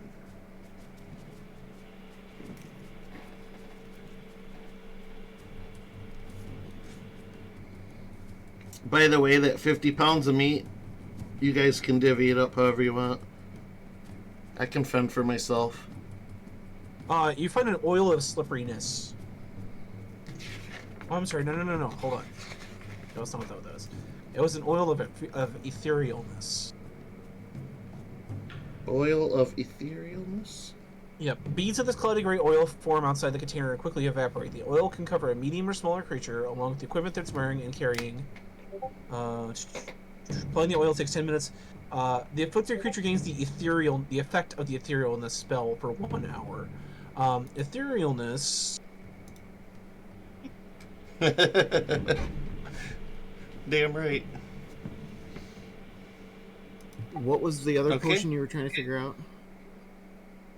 Oh, we figured it He out. figured it out. Yeah. It was the potion or elixir of health. Oh, elixir of health. Okay. Yeah. Potion, was there a potion of healing? Or no, that was okay. No. Mm-mm. And then one unidentified potion left. What it does, you can see that it's made out of using you're kind of coming up with this using your alchemy later. It's made from like the blood of a shadow giant and various other effects that would come from magical creatures.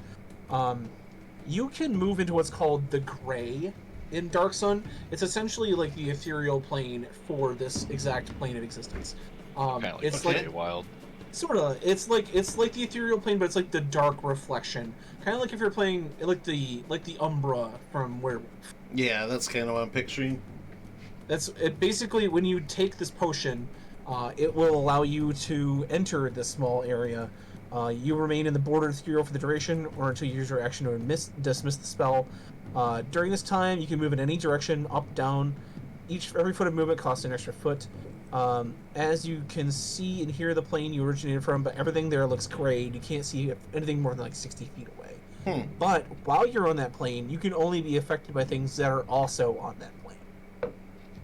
So essentially, like you're Frodo wearing the ring, and the only thing that can affect you is like ring rates, essentially. Okay. Like stuff that's also on that plane of existence. That's pretty sweet. All right, yeah. I'll pocket that one. So yeah. I'll pocket that one and the unidentified one just to check it out another day. Okay. And then, the meat can go to the group and then divvy up that money however. There you go. You said we had 800, and then there was 3 or 4 things that were 25 Three. rupees. 4 things. It was a medallion, sapphire, a large earthenware plate, and a large topaz comb. Then we should say 900, split it 5 ways. Sure.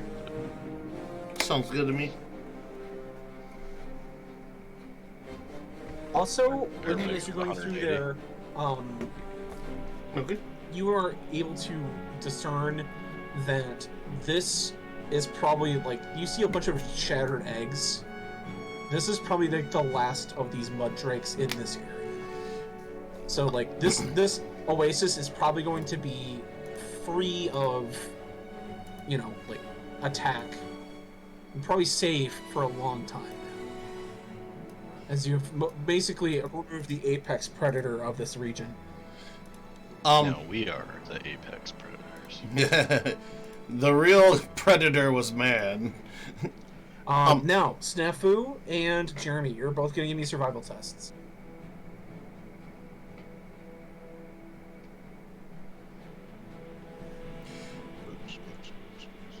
Are we sure there are no eggs, John?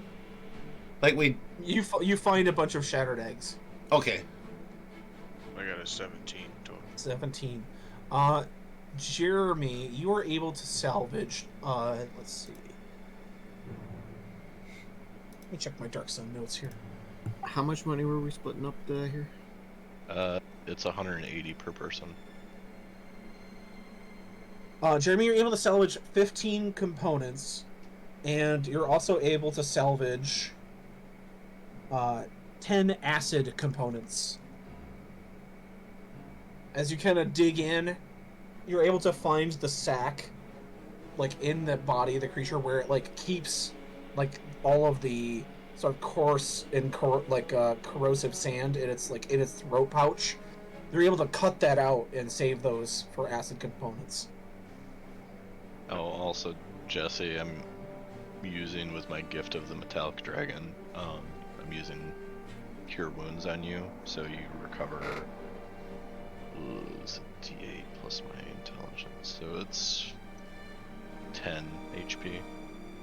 And then Snafu, with that 25, you are able to harvest double the con mod worth of pounds of meat from this thing.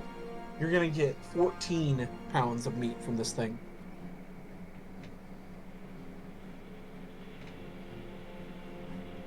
Should I put that towards the group total, or should I do that on my own?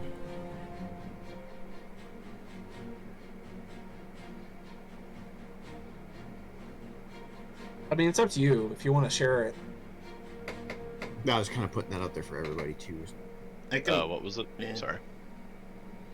I got 14 pounds more of meat.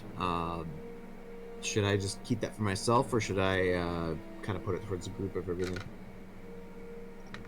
I mean, if you're running low, feel free. I mean, we just got party meat, and then if you want to add it to the party meat that we just got, feel free. The party meat to your party food, by the way. So you're at 105 days worth of food. Jesse, heal another 16. Are you still pretty banged up, or? After the 16, I'll be at 82 out of 115. Go ahead and pop another 12 then. Okay, so 94. Okay. That's pretty close.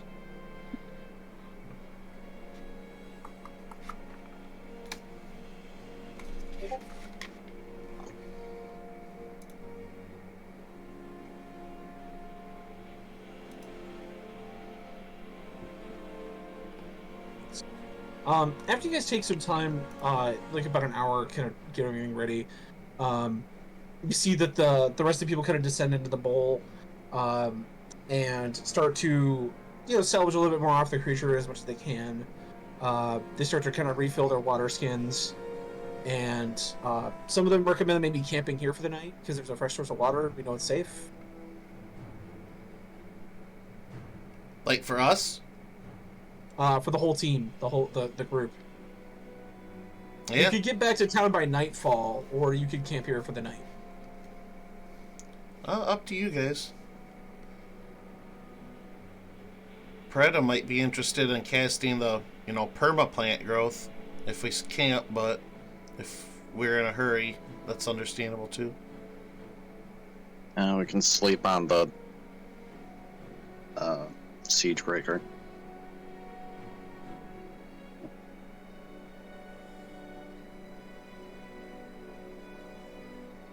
Yeah, I'm Okay. down for just staying. Okay.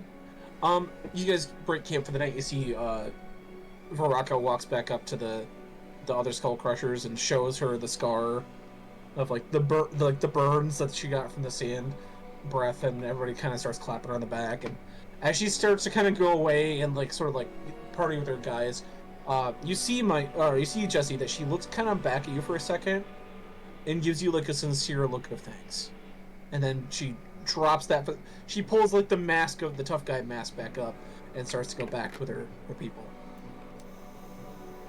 I'll just give her a nod. Just socks the dude next to her. And...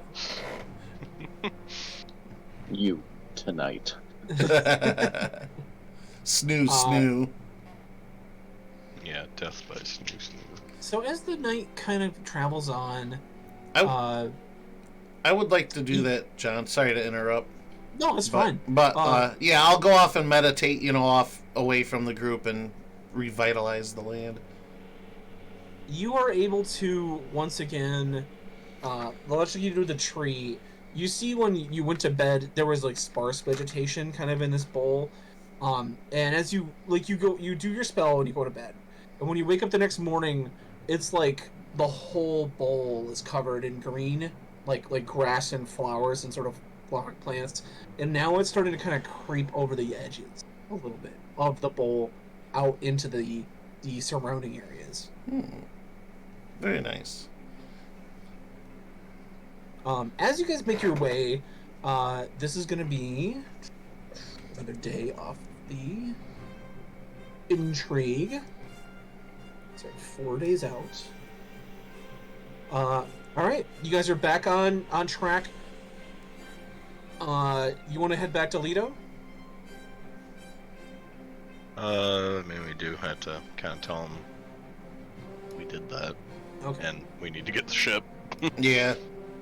Since you guys head back relatively easily, you see once you return that defenses have been prepared. The gate south leading toward Malak are not completely sealed. They have giants erecting large, getting boulders from the mountains and making a rock wall in front of the gates, so that they're gonna have to basically scramble past this rock wall, to get to the battlements of the gate.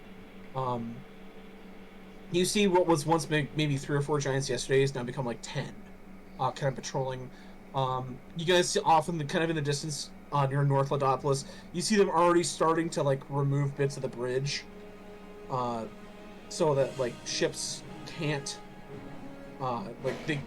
they're getting ready to if they have to evacuate, they can. And once you guys you go to the chief to tell him what has happened, he says thank you so much. You've really helped us out, and he's going to award you this action is going to award your alliance 1 point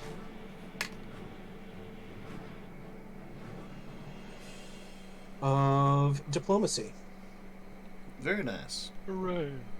So you're now up to a +2 bonus on diplomacy checks.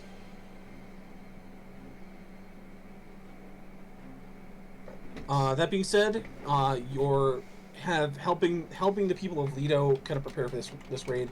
It is now time to hit the road once again. I'll say you can move 3 spots today, because actually, you know what? Do you guys want to implement our new travel rule just to get to tier, or do you want to do this like normally, like traditionally? It's up to you. I'm all about the new rule that you were sharing. Let's try it out. Why not? All right. Just if you kind of want to just refresh everybody what that is. Yeah. I'm gonna walk everybody through that real quick. I got my Middle Earth book right here. Murph. Alright. So we're going to need 4 people to decide what they want to be. I have the guide. The guide is in charge of all decisions concerning route, rest, and supplies. They rely on wisdom and survival proficiency. There's the scout, in charge of setting up camp, opening new trails, and scouts rely on stealth and investigation. Hunter, in charge of finding food in the wild. Hunters rely on survival tests. And lookout, in charge of keeping watch. Lookouts rely on their ability and perception. I think I might be a good fit for guide.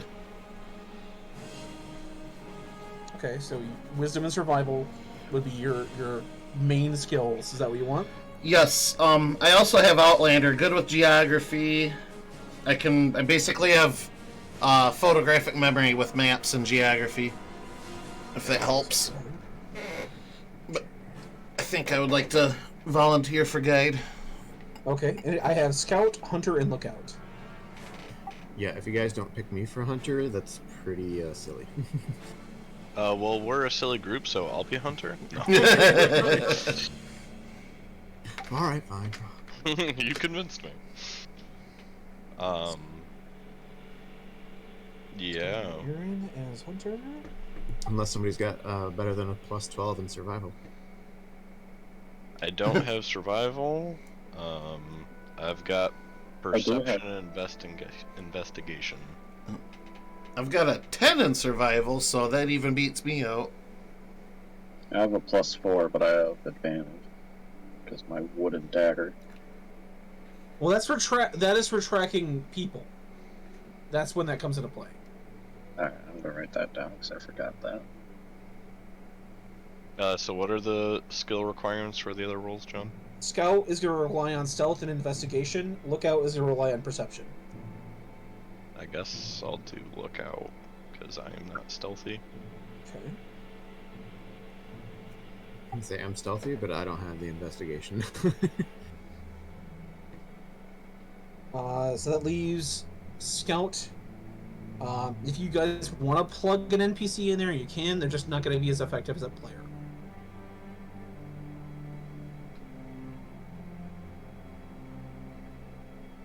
Essentially, they're going to roll 10s. That's just what they're going to get. I'm going to pick an NPC from the list here I got in my DM's guide, and they're just going to be rolling 10s. What's the skill check for the scout? Is it perception? Stealth and investigation. Yeah, no, I'm definitely not that. I was gonna say I've got investigation. I don't have stealth.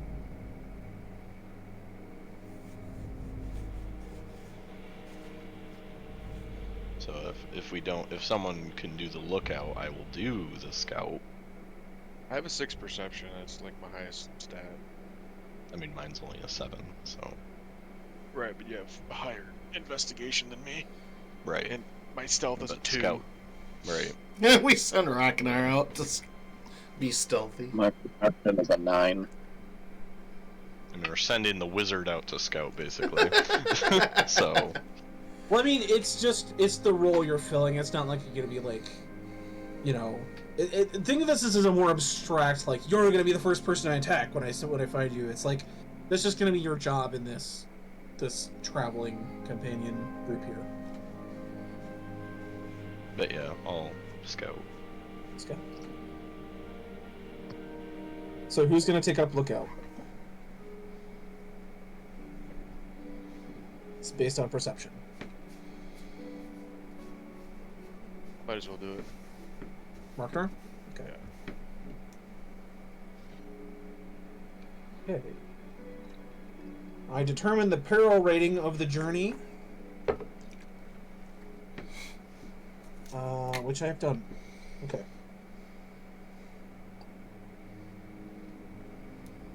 Alright. There we go. All right, guide.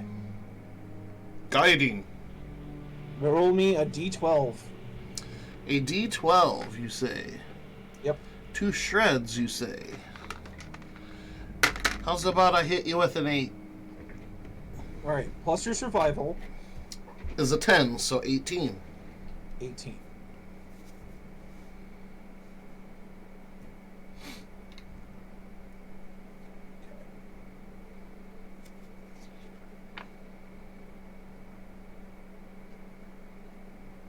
As you guys start off in the journey, you find that you have gathered enough people and enough supplies to basically be like a moving fortress. So starting off your journey, you're starting off with a relatively auspicious start. As a result of that,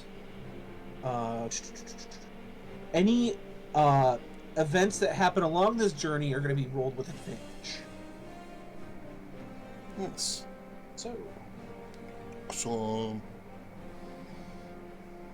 let's see how long of a journey this is going to be. So we're going to go all the way to tier. So that's going to be 1, 2, 3, 4, 5, 6, 7, 8, 9, 10, 11, 12, 13, 14, 15, 16, 17 hexes.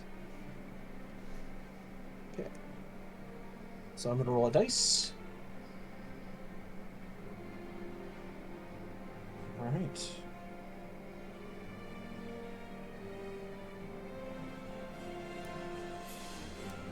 Yep.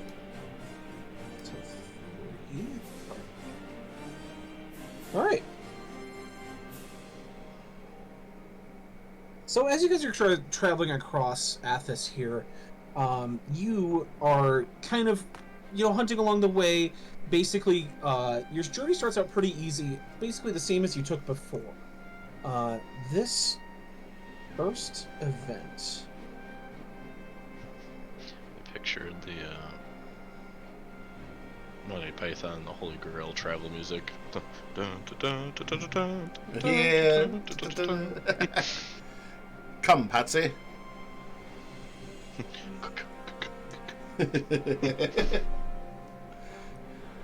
Found them the coconut's tropical. Such a classic. As you guys are traveling across, you see the great ivory plains of Athos.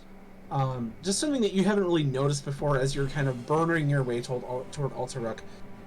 You see that the great ivory plains were once this vast savanna that had kind of broken through with a tectonic shift, making the Bakiliot Mountains kind of in the center of them. As the sunset hits, I'm going to have the whole party here make a wisdom check or an investigation check. Your choice. 17 on a wisdom from me. Or no, excuse me. I had that other 5 for proficiency. So another 5, yeah. 22. Okay. Make this an advantage because you guys had an auspicious start. Ooh. Oh, even better. Okay. 28 then for me. Is this a save? It's It's not a either- saving throw. It's just No, considered yeah. a check. So either just your wisdom mod or investigation. Well, they're the same, so I got a 20. Tony? Okay. 26 for me. Did anybody get below an 18? Sorry, I haven't rolled yet. My bad. I had an 18. You got an 18? Okay. Fuck, dude, I'm rolling like dog shit online. 12. Stop. Our lookout's the only one that didn't make it. As all of you look kind of at this vista and realize that you're traveling these roads again, you have conquered this land once, you can conquer this land again. Rocknar, your mind, however, drifts back, and while everyone's looking to the east, to the great ivory plains kind of off in the distance, your gaze is drawn to the west.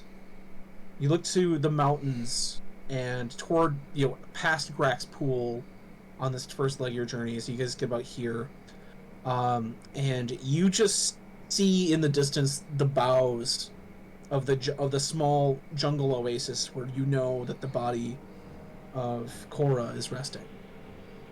And you know that this journey for your friends means building on things that they haven't had a chance to go through yet. Like Jesse, you look at Kiliani, he sees potential that he has not had a chance to embrace yet, like more a deepening of his relationship with Little Hydra. You look to Peretta and Snafu and see their homecoming. You look to Malagas and how much he's already accomplished and how much he can accomplish in the future, and you look to that small bit of green off in the distance, and you just remember failure. You are going to take 1 level of exhaustion.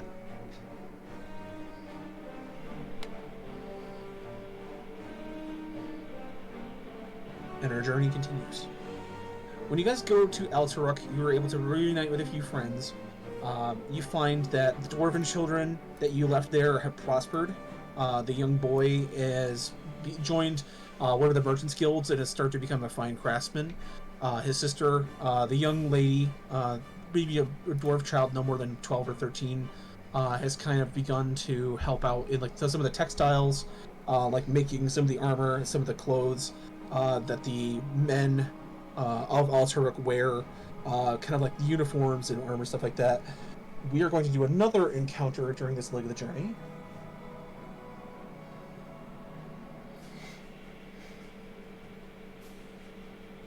As you guys are traveling through Altaruk, you notice that there is another group of traders there, a group of elves, but they are not the Windrunners. But they are another group of elven traders. Welcome. No. Peretta and I might feel that way, because weren't we sold into slavery from Elven? We're sold into slavery by some elven traders. Micah, you as the scout may make a stealth ability check to lead them past these traders, like kind of like avoid detection by them, or if you want to try to make like friendly contact with them, you can make a charisma check. It's up to you. Does Snafu or I recognize these kinds of elves or their garb? Give me an investigation. Okay. 13 with a 2. So 15. You both kind of talked at the same time. So Jared, what'd you get? 15. Minor, what'd you get? 6. So 6. Snafu, you don't really quite remember. Jared, you remember distinctly what the Salt Runners icon was. It was like a running foot with a spray of like little like starry dust behind it. Okay. Their clan symbol is a crescent moon, but with an eye in the crescent. Would I be able to have a history check to know what that emblem is? Yeah. Okay. Do I recognize that emblem myself? No. Okay. That is 27 for history. Your history check is able to reveal that this is the icon of the Stargazers. They are a kind of a more mystical sect of elves out here. They believe that they are descended from Eladrin that came from the moon to Athos, but now since the Calamity have lost their connection to their ancient homeland. They are mostly like shamans, druids, mystics of a kind, but they are very xenophobic because they hold this tradition to themselves. Gotcha. Like they're kind of like a not Cthulhu cult. Gotcha. Not as evil. Cthulhu Not as evil, but cult. very neutral. Like they are just concerned with themselves. They will trade some things with people, but they're not like, we're not going to be friends. Gotcha.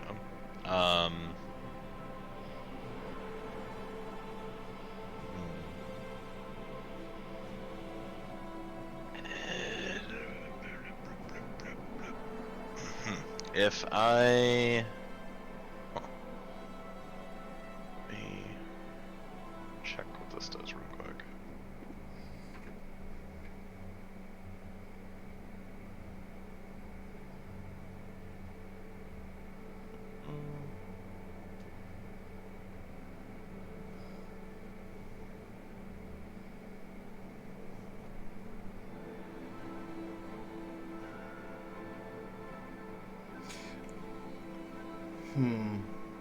Okay.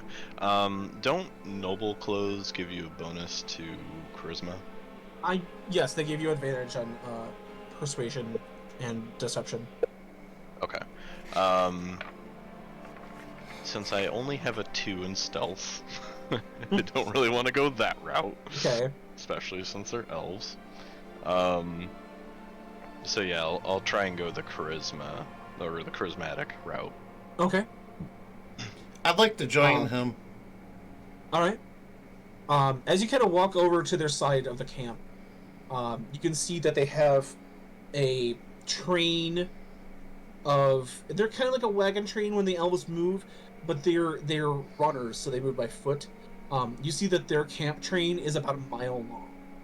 And it's not like all condensed into one spot. It's just like a train of maybe 3 or 4 tents going into a long distance. As you kind of walk toward the train, a couple of the guards, they're dressed in more of like a purple, almost toga, with some like leather armor kind of on their shoulders and wrists. They're armed with very crude short bows, and they have these sort of purple hoods pulled down.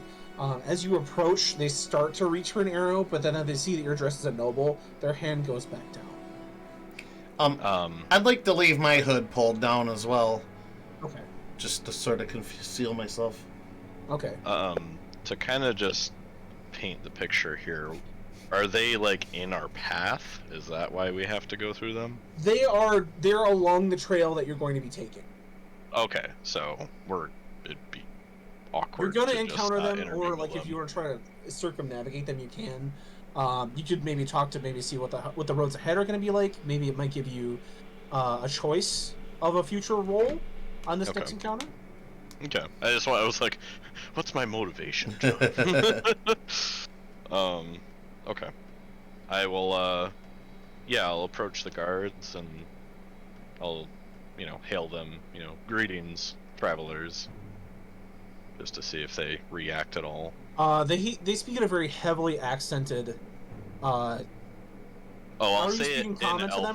I'll say it in Elven, yeah. In Elven, good. Do you see that they're speaking Elven? That they are immediately kind of like impressed. They say, "Greetings to you, good traveler. What brings your destiny across our path this evening?" I'll say, well, it seems we travel the same roads today.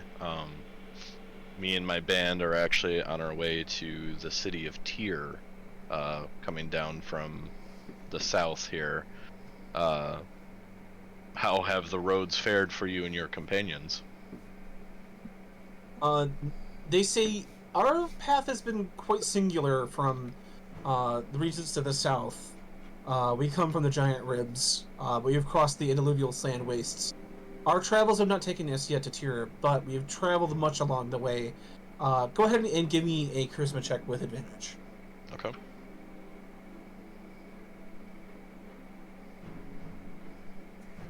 Uh, 14.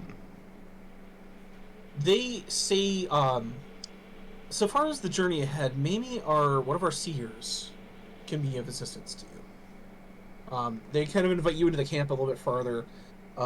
As you kind of walk past some of the tents, you can smell the exotic smells of elven cooking. Very spicy, very almost like Indian type food smells coming to your nose. As a lot of vegetables, but also some meats here and there. Lots of breads and stuff like that. As you walk past their cook fires, kind of into like an inner circle of about 5 tents, you can see an old elf, like with a single white top knot, kind of off of his bald head, and he's got his eyes wrapped with this sort of like white, dirty cloth, but he has on his forehead tattooed a large eye. So he is a Sheikah. Yes. I was once a princess. As you kind of sit next to the seer, he is going to raise your fortune. Oh.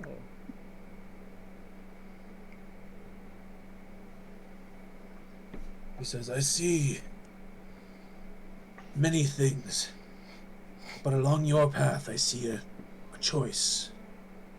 A choice to reflect on the journey that you have taken thus far.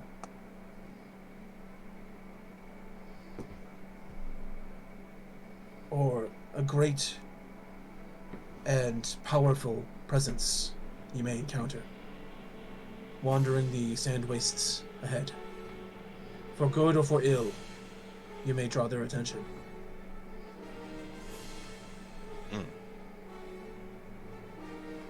I'll say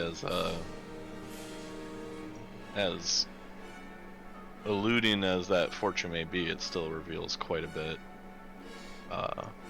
in the time to come. So I greatly appreciate the boon you have placed upon us. Yes. You have shown us much deference, and we stargazers appreciate such respect.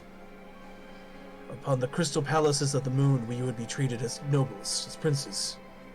And if I was given that power if I was given that power once again, I would place you upon the dais with the chosen few. Thank you. I'd note that sounds awesome.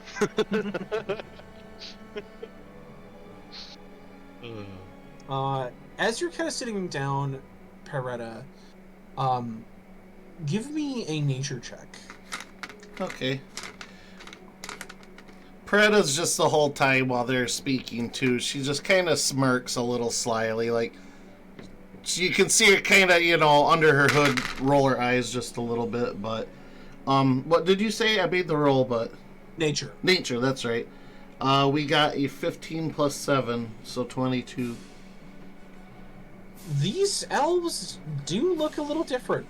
You think that there might be some edge of truth to their otherworldly claims. They're not quite as thin and lanky as the other elves that you have met in your travels. They are a bit more compact. They look a lot more like you, actually. Like, you are very, like, I wouldn't say built. You're not, like, ripped for an elf, but you're very solidly built.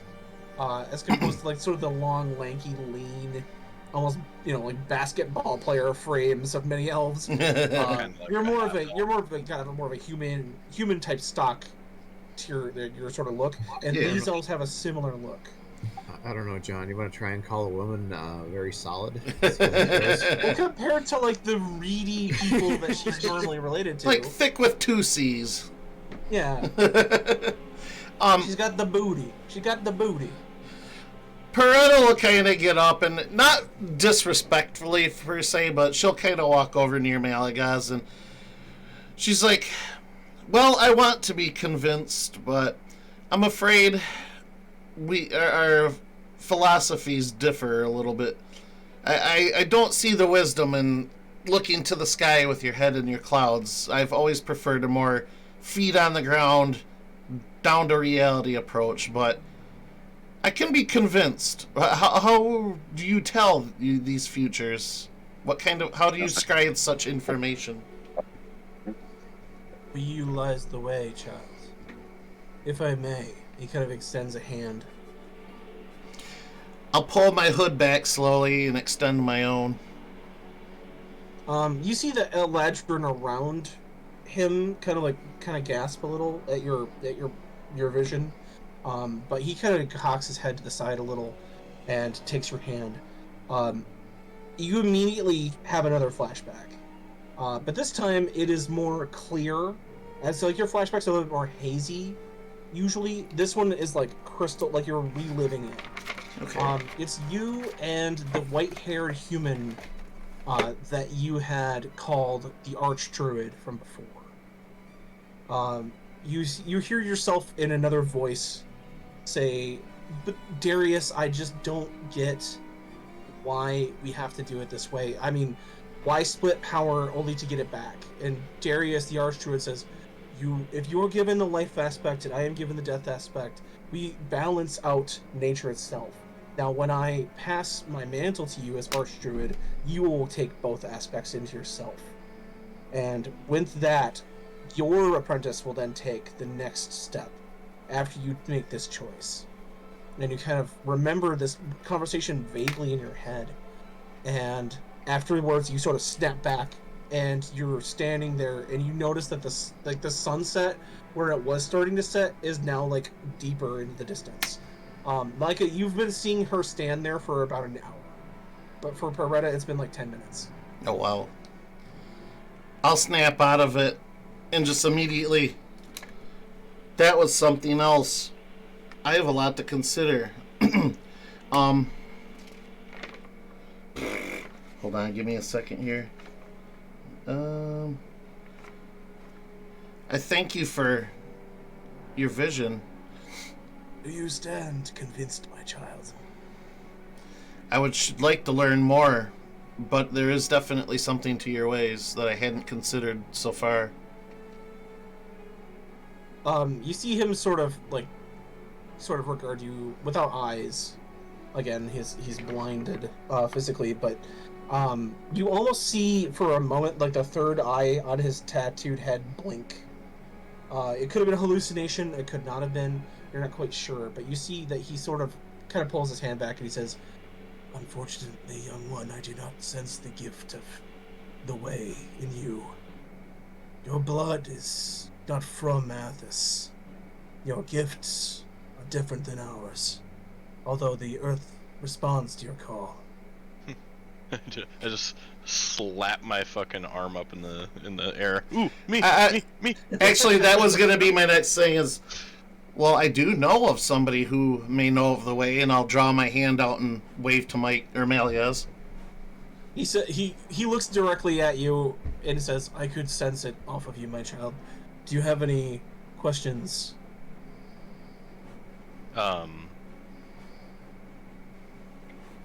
I'll just say that I never had a teacher. It's all been just through discovery and It's all natural, baby. self-training. I've never had any refinement because I had no guidance. It's kind of just been believing in the way and, you know, remembering what I've discovered along the way. So, if he has any wisdom or techniques, that would be greatly appreciated. To teach you new techniques and powers would take quite some time. Unfortunately, we do not have that time. I see our paths diverging in the near future. Your path lies to the north, ours to the west. However, he does sort of reach into a bag, and he pulls out a scroll, and he says, "May this bring you some sense of power." And he's going to hand you a scroll of a study. It's written in Elvish. As you sort of scan it, it's like a meditation study, but it is titled grasping the power of the way through meditation. And you get the sense that maybe if you utilize some sort of psychic skill and study this, you might be able to learn like another cantrip. Right. So it's scroll of, what was the title? You could just say like cantrip learning scroll if you'd like.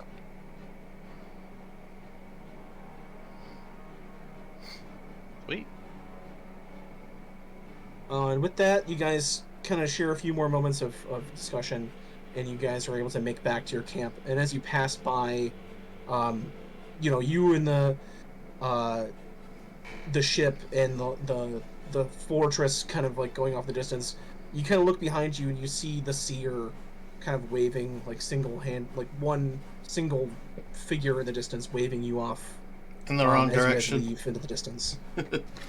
As we're Look leaving, back at 'em. yeah. As we're leaving, would it be possible for me to grab, obviously pay them, but grab some of those elven spices that they were cooking with? Sure. Like 15 GP. Okay. I'll make that exchange, and I'm going to give them to Snafu and be like, I was going to say souvenir. yeah, let's give these a try sometime. I'll pass them to him. As that, I'll count that as one of your cooking ingredients, Snafu. It's like if you like the spider cakes, like that elven spice might help you do something with your cooking. Alrighty, how much of it?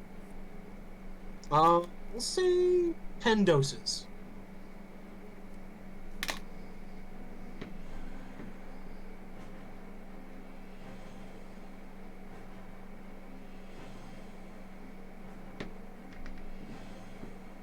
All right. And so for the last third of your journey, you had to cross the Great Sand Wastes. you can see that there are 2 roads available to you along the path. As you guys kind of reach this crossroads at the end, you could follow the trade road, or you could take a little bit of a detour to get maybe an extra half a day. To like cut it short. Yes.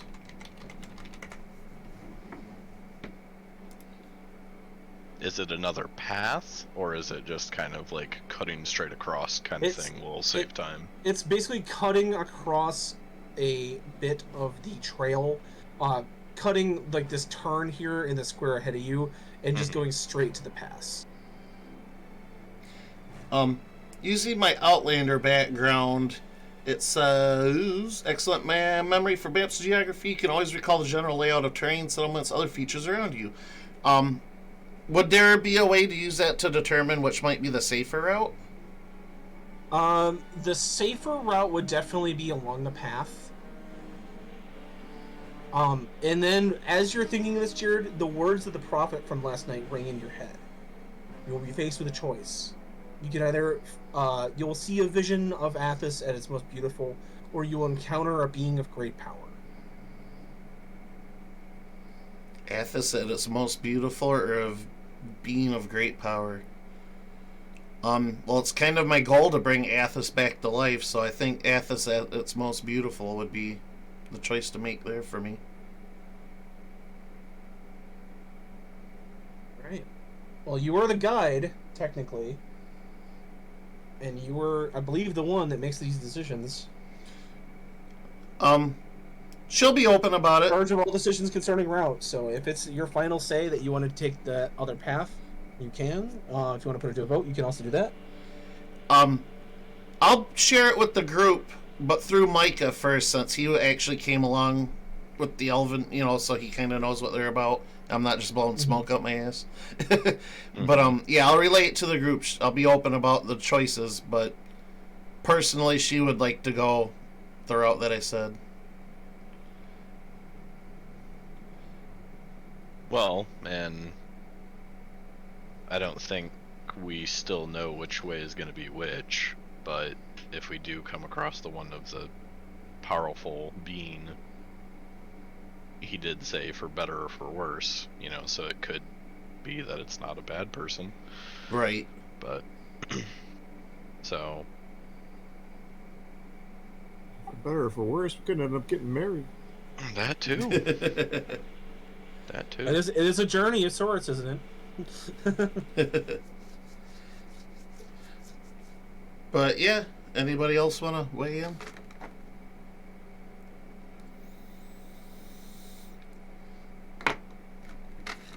No. I don't think Snafu is concerned either way, so he's good whichever. Jesse or Jeremy?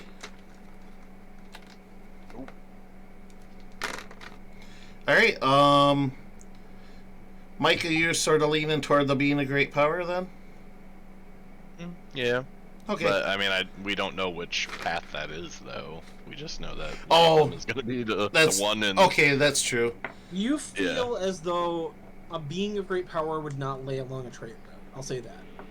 Okay.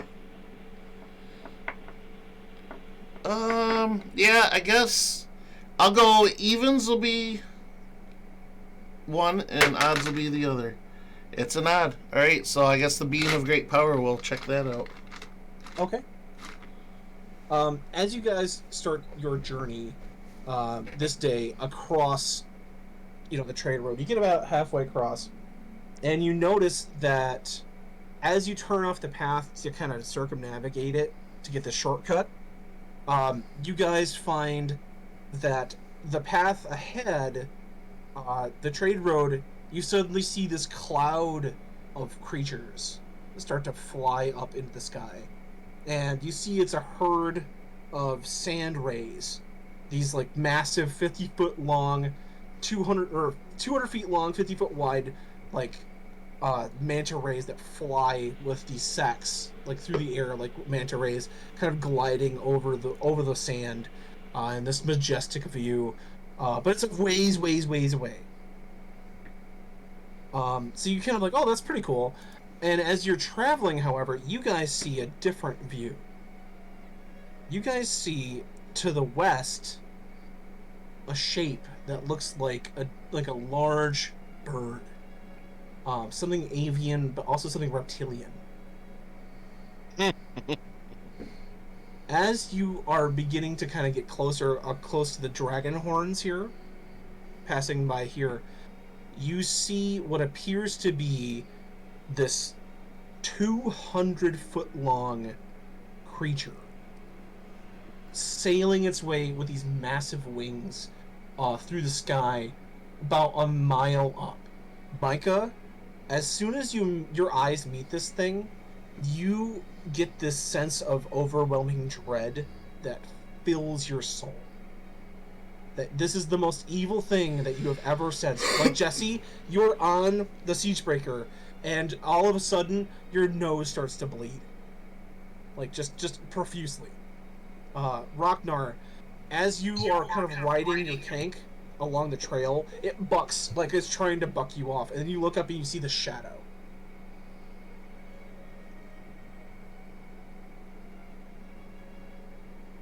Now, each of you sees this creature up in the air. It has not noticed you yet. You're gonna make a decision to either hide or run. This is gonna be your decision. Do I know what it is? Give me an Arcana test. Well, I think I know what it is, but my character would know or not. 20. You sense an aura of defiling magic off this thing that you've only sensed in the presence of Sorcerer Kings. Hold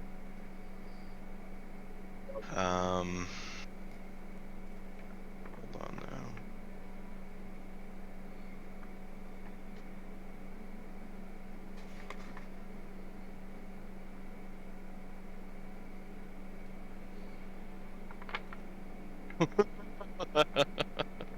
I had a feeling that's who it was.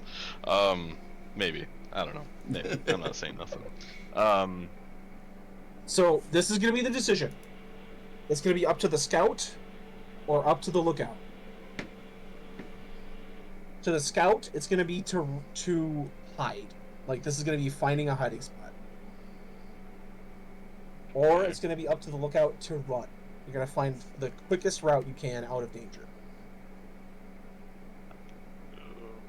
Well, I'll tell you, boys.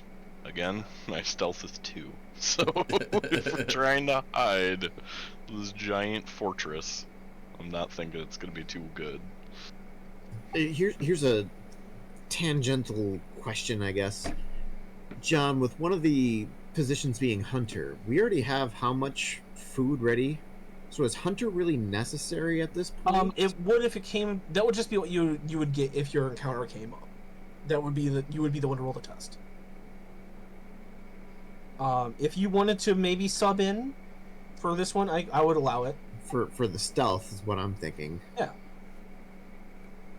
I think between the two of us, we would definitely know that you're more stealthy. So I would be like, here you go. Here are the You'd be like, all right, I need to get Snafu. Where is he? Where? I'm right here. Oh shit! Where the fuck were you? Mm-hmm.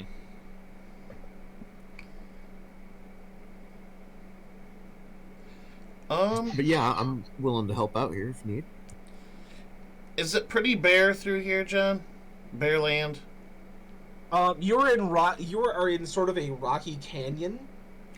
There are bits where you could camouflage the Siegebreaker in some of these like passes. There are some tight areas that could squeeze. Peretta. But Oh, I'm so sorry. Go ahead. but for the most part, it is like large buttes and like canyons and stuff. Peretta kind of wonders aloud if she could help to camouflage the Siegebreaker with plant growth and just kind of bundle up weeds around it. That could be a thing you could do. She'll kind of put that out to the group too if that's what we're thinking of doing. I'm gonna look through my stuff too, just to see if I can maybe help out a bit. John, I did send you a message too. Okay. could cover the ship in meat that we have. Oh, that's not gonna draw it down or nothing. Meat wagon.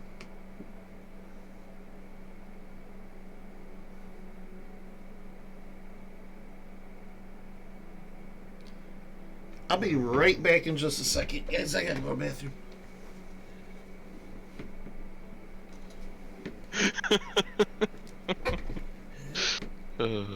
Shit. How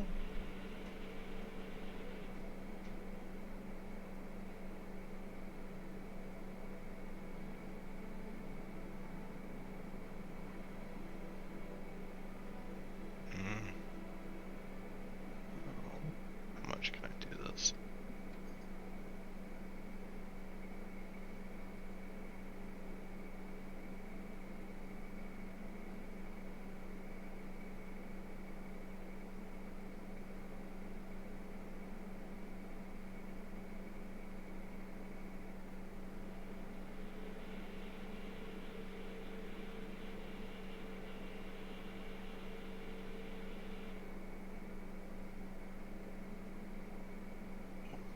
I'm gonna check this too, actually. I forgot.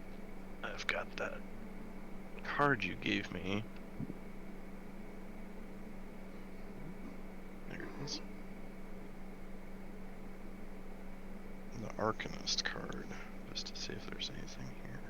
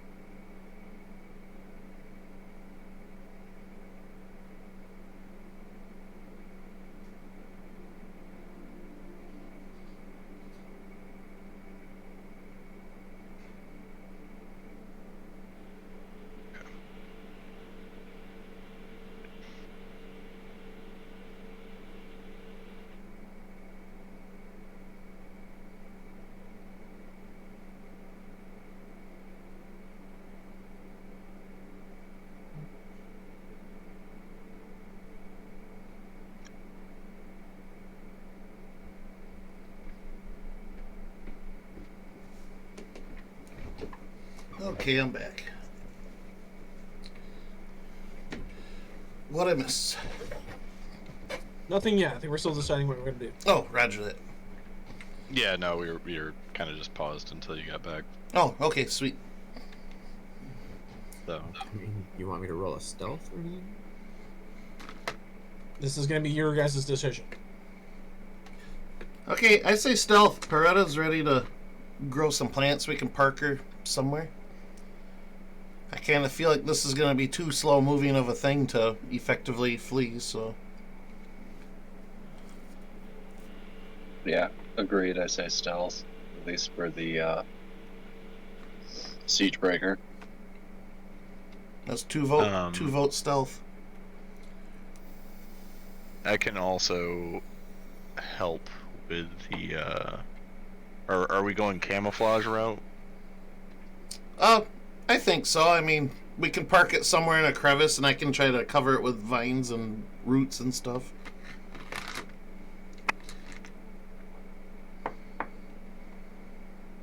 Okay. Yeah, I'll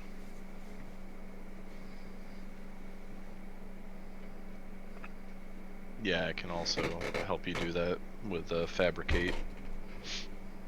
So. Okay. Hey. And then is Miner rolling the check then? Yep. Yeah. He's gonna do that, and then you're doing this is gonna give him advantage. Sweet. All right, yeah, let's do it. So go ahead and roll with advantage, Miner. At the 31 or the 29? Sheesh. The 31. You want that one. Well, I'm gonna tell you, the dragon got a 28. Sheesh. I was like, you sound cocky, but So, as you pull this, your whole thing, all the troops are pulled into the siege breaker. You park the ship kind of underneath another set of rocks and camouflage it as best as you can. The dragon comes soaring past, but as you make this last adjustment, its head sort of twitches and it lands about 60 feet away from the ships. And inside the ships, like, everybody is, like, still as, like, stone as this giant creature just... It takes these, like, shaking steps. Give me a perception. Minor or everybody? Everybody. Perception. Yep. That's an 18 from me. 21. 21. I got 26. Okay. Everybody, except for Snafu. Snafu, I think you're more gazing at the dragon itself, but the rest of you are looking, like, kind of like scanning its whole body, and you see that there is actually a rider on this dragon. He takes this rider, the dragon puts his hand up to his back, the rider climbs down, and you see him place this humanoid on the ground. The humanoid is wearing these black robes of just jet black, like tar black cloth, and covered in these sort of gold runes of magic and of arcana. You can see as he pulls back this hood, he's got this white sort of shock of hair and it pulled into a ponytail that goes down to his, like, the middle of his back, and he's got this very realistic skull as a face mask. He pulls out what appears to be a staff and kind of holds it aloft, and you see him sort of wave it in a circle, and he holds his other hand kind of up, and you see this brilliant white light kind of come out from his hand and forms into an eye. You see this eye kind of jetting around the vicinity of the area, and you see it locks itself on these two large crags, kind of maybe about a mile off in the distance. You hear this person kind of whisper thin say, "The heretics are to the south, master. Shall we eliminate them?" And the dragon, with this earth-shaking voice, goes, "Pretenders to my name must pay the ultimate price. They will burn." He picks up the creature again, puts him back on the nape of his neck, and as you guys look, the dragon, with a cyclone of force, pushes himself off the ground and flies toward these two rocks that you know colloquially, Minor and Pyretta, as the dragon horns. You know that the dragon horns are home to a clan of gnolls that claim to have draconic blood in their veins. They've been a scourge in the Tyr region for quite some time. You see this dragon make a single pass through these two rocks. You can see the cities and the caves kind of like honeycombing the sides of these rocks, and he just breathes this crimson red cloud of fire up and down, both of these rocks, and they just fall to ash. Sheesh. The dragon does another circle and then flies back to the east. Ooh, boy. 10 minutes pass, 30 minutes pass, an hour passes, and then his presence is gone. We should probably get to the city pretty fast. Probably a good thing we hid. Yeah.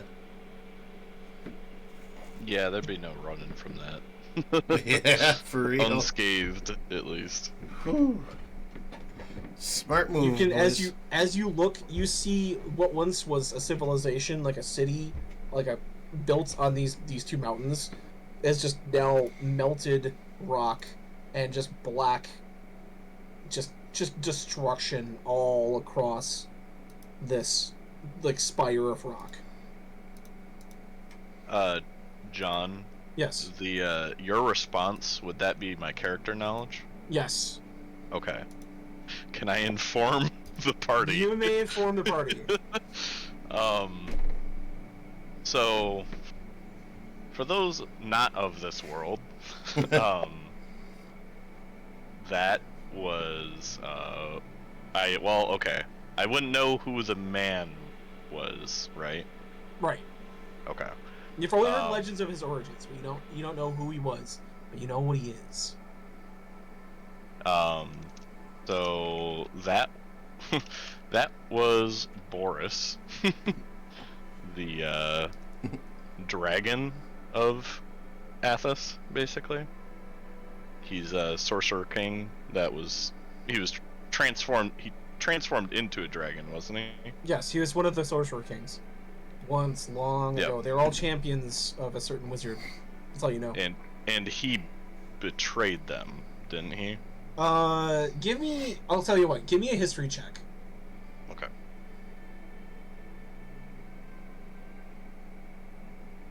13.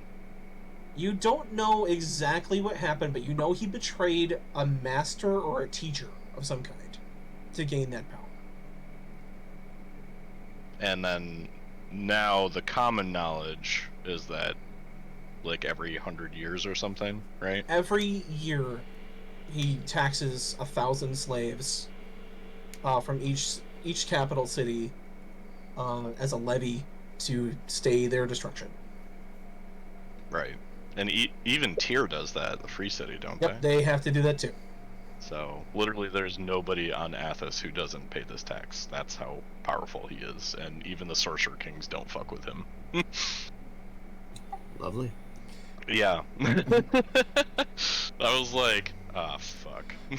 Coretta's near a ledge, and she's just on her knees, just like distraught and overcome with emotion. And so, how would one, I suppose, go about bringing down someone like this? Would it take all of the Sorcerer Kings combined? Maybe. Maybe. I don't know how one goes getting that kind of power. I don't even know that anyone's even fathomed the possibility of it. It's kind of just a acceptance at this point. Maybe it's time to start thinking about that. What if we were to turn the Sorcerer Kings against him? Either way, it would assure destruction of at least one of our enemies. And she kind of... She says this with a little bit of like a snarl in her lips. I mean, it's kind of like... I'm trying to think of a good analogy. It's like telling the knights of a kingdom to kill a god. Like, all right, all you knights get together. You're pretty like you champions of them, and like go kill that god. Like, it probably wouldn't be a good idea, and they're not gonna want to be convinced to do it. Like, I mean, if they could find a way, but nobody knows a way to do that. He's kind of just a force of nature that you have to learn to live with. So you guys have this conversation, kind of drifting ever closer. You get back on the trade road, and you are able to see Tyr off in the distance. It's large, multicolored ziggurat, kind of the main attraction in the city, and the large golden tower of the Sorcerer King behind it. You have made your journey across this large, vast area. Give me the roll of a D8. That's going to be Jared. This one's a 6. 6.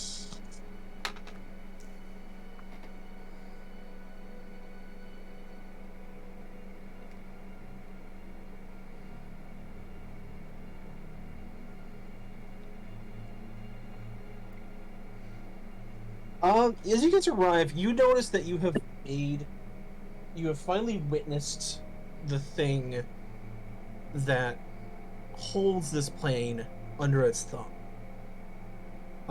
With that determination that maybe somehow you could avert disaster of that magnitude from hitting Balak with these actions you're about to take, you are kind of filled with a certain amount of determination.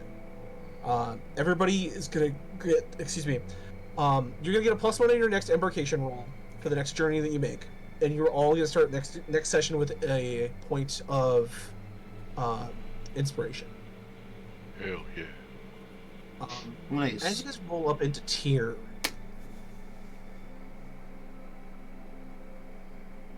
you can see from the south corner here, you guys are going to be arriving through the caravan gate.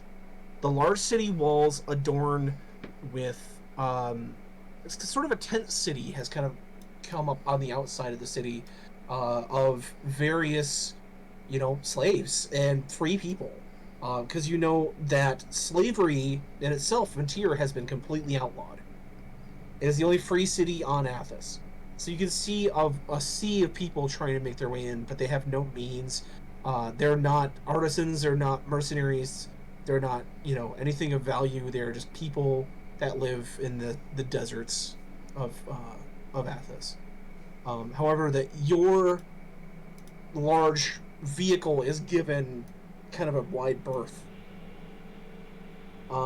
You're told by the city guard that it will stay outside. You may enter the city as emissaries. They can see that you are dressed as such. But the siegebreaker is to remain outside city walls. I mean, it makes sense. I don't think it's gonna fit Yeah. anywhere in there. For real. We'll find out. Is this a new map, John? Of Tyr? I mean, that's one you've never seen before, but it's a newer one. Yeah, it's from 4th Okay. edition. I was gonna say, I thought the last one we saw was like in black and white, but Yeah, this is from 4th edition when it came out. gotcha. But as you're entering the city of Tyr, kind of getting ready to make your mark here. You're gonna be here temporarily, maybe a couple days, doing some odd jobs. But you'll get some respite from the road. It's been a pretty rough journey. Just in the fact that it's not quite sure what's going to happen. You guys enter the city to try to start finding some place to make like maybe a base of operations, like an inn or a sort of tavern. Jared, I want you to give me a flat D20 roll. Flat D20 roll comes to 17.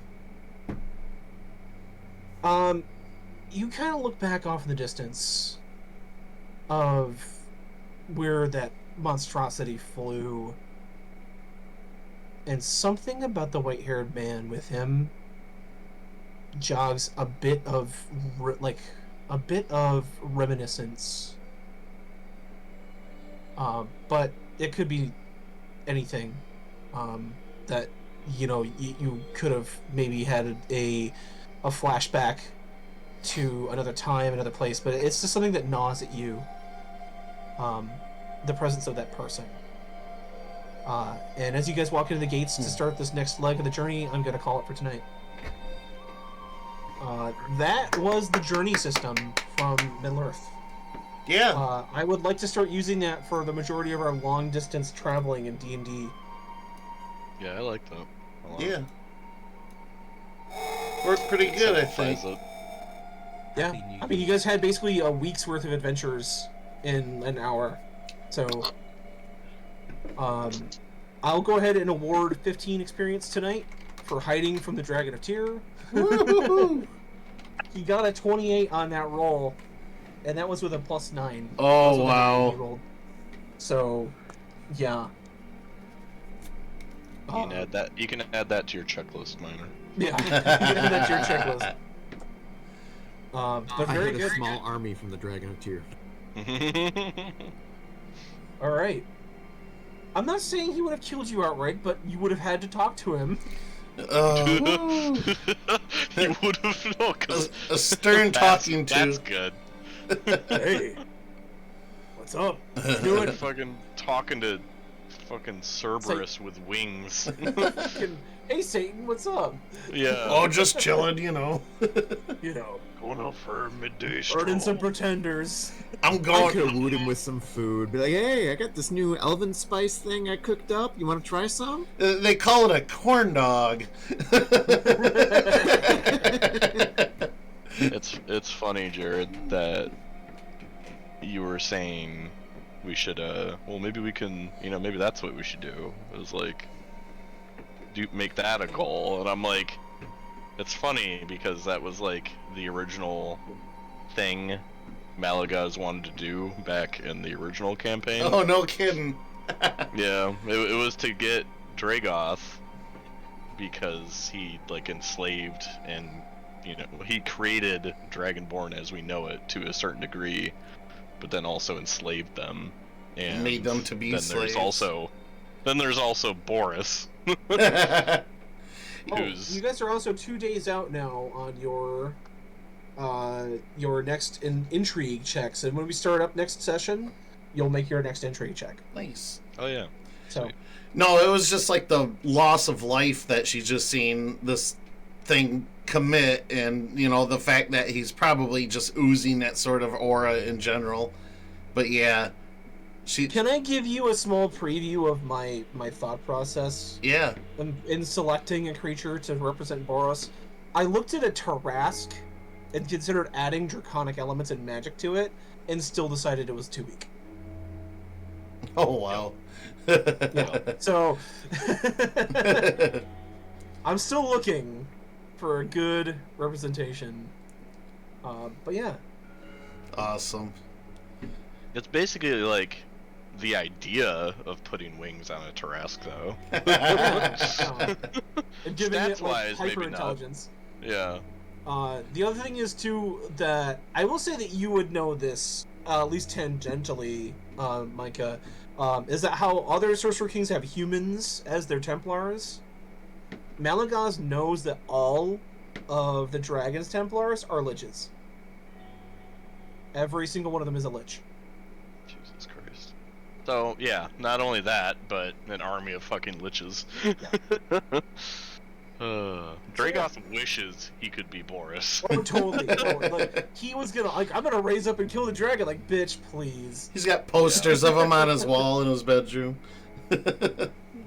Just bitch slap you into oblivion. Yeah, no. Malagaz hopes to get to heights like that, but it's a lifelong goal, not maybe in a campaign. Right, So we'll right. see. No, but yeah, obviously she's naive to how powerful he really is, but motivations. Yep, for sure. Oh man, this is just such a good map of tier too. I love this. Yeah, it is really I was detailed. like, we didn't use this previously, did No, we? you guys never really went to tier. You guys went to her for like an adventure. I was like, the map looks familiar, but I don't remember it being in color. But Yeah. Nice. That ziggurat too is like, I love the look of that thing. Yeah. It's a very colorful city. Yeah. It's like Agrabah. It is like Agrabah. Agrabah, yes. I was gonna say even like a Mayan touch to it with the ziggurat and all. Yeah. But yeah, that was tonight's Darkson adventure. That's a fun Like I little said, I work chunks. next weekend until 9, so I probably won't be running Darkson that week. But the week after, I can run again. Okay, I don't see anything so far why I can't be able to meet. So Okay. If you guys want to do like a board game night next weekend, I can still show up. I don't want to run any D&D that weekend. That's all. We'll check it out. We'll make plans. Depends on the weather too. Obviously, we're online this weekend because we're getting hammered with snow right now. So we just decided it's safer to not go out. But Right. anyway, yeah. For the stream, Folsom, thank you for the sub. By the way, he just dropped in last second. But Sorry that we kind of missed everything. False. it's all good. watch the replay. Yeah, catch the VOD. Yep. But tomorrow, at around 12:30, give or take, I'm gonna do my very first cooking stream. So everybody show up to that doesn't have anything going on. I'm really excited. I got it all set up already, so I'm ready to pull the trigger on it. But right. Just don't pull. There's a guy named Yeah. George Motes. He's the burger scholar off of the Burger Show, and he does these cooking segments where he cooks burgers. But he always burns his hands on his flat top because he's always flailing around and not paying attention. Oh God. Don't pay attention. No, I'm going to. I have expensive equipment, so sitting around it. But no, it'll be a lot of fun. I'm hoping it'll go over well. But anyway, thank you, John, for the great game as always. This was No problem. This was still smooth as butter, even though we came back digital. So that's pretty awesome. Good to have the option for weather like this. Yeah, no, it's nice. I like having the option of doing either one. And I don't mind doing it once in a while, just so you can kick back and I love seeing you guys, but once in a while it's not bad either. If we need to take a break, so But anyway, all right. I'm gonna go ahead and close out stream. I'll be right back if you guys want to chat for a little longer or whatever. Yeah, But for real. I'm just gonna pop out for a second. So, okay, be right back. All right, chat. Yep, we're gonna end her for tonight. There's a fun little adventure, new journey system that John cooked up. Well, he didn't cook it up, but he adapted it anyway. But yeah, that was a lot of fun. I might as well go to the face cam. Folsom, thank you so much. Oh no, I had to stop in tonight before going to bed. Awesome. Well, thank you. I appreciate it. That and the sub. And man, I hope you guys are doing good. We're getting our turn, getting a little bit hammered by snow. Not nearly as bad as you've been, but we're supposed to get maybe up to 5 inches or more tonight. So we'll see. But yeah, anyway, good night. Thank you for stopping in. And like I said, at about 12:30 p.m. tomorrow, right around noon my time, maybe a little bit later if I need more time to set up, but I'm pretty much ready to go. But yeah, cooking stream. It won't be terribly long. I'm guessing roughly 2 hours, give or take. Who knows? I'm going to have fun with it, but first time doing it, though.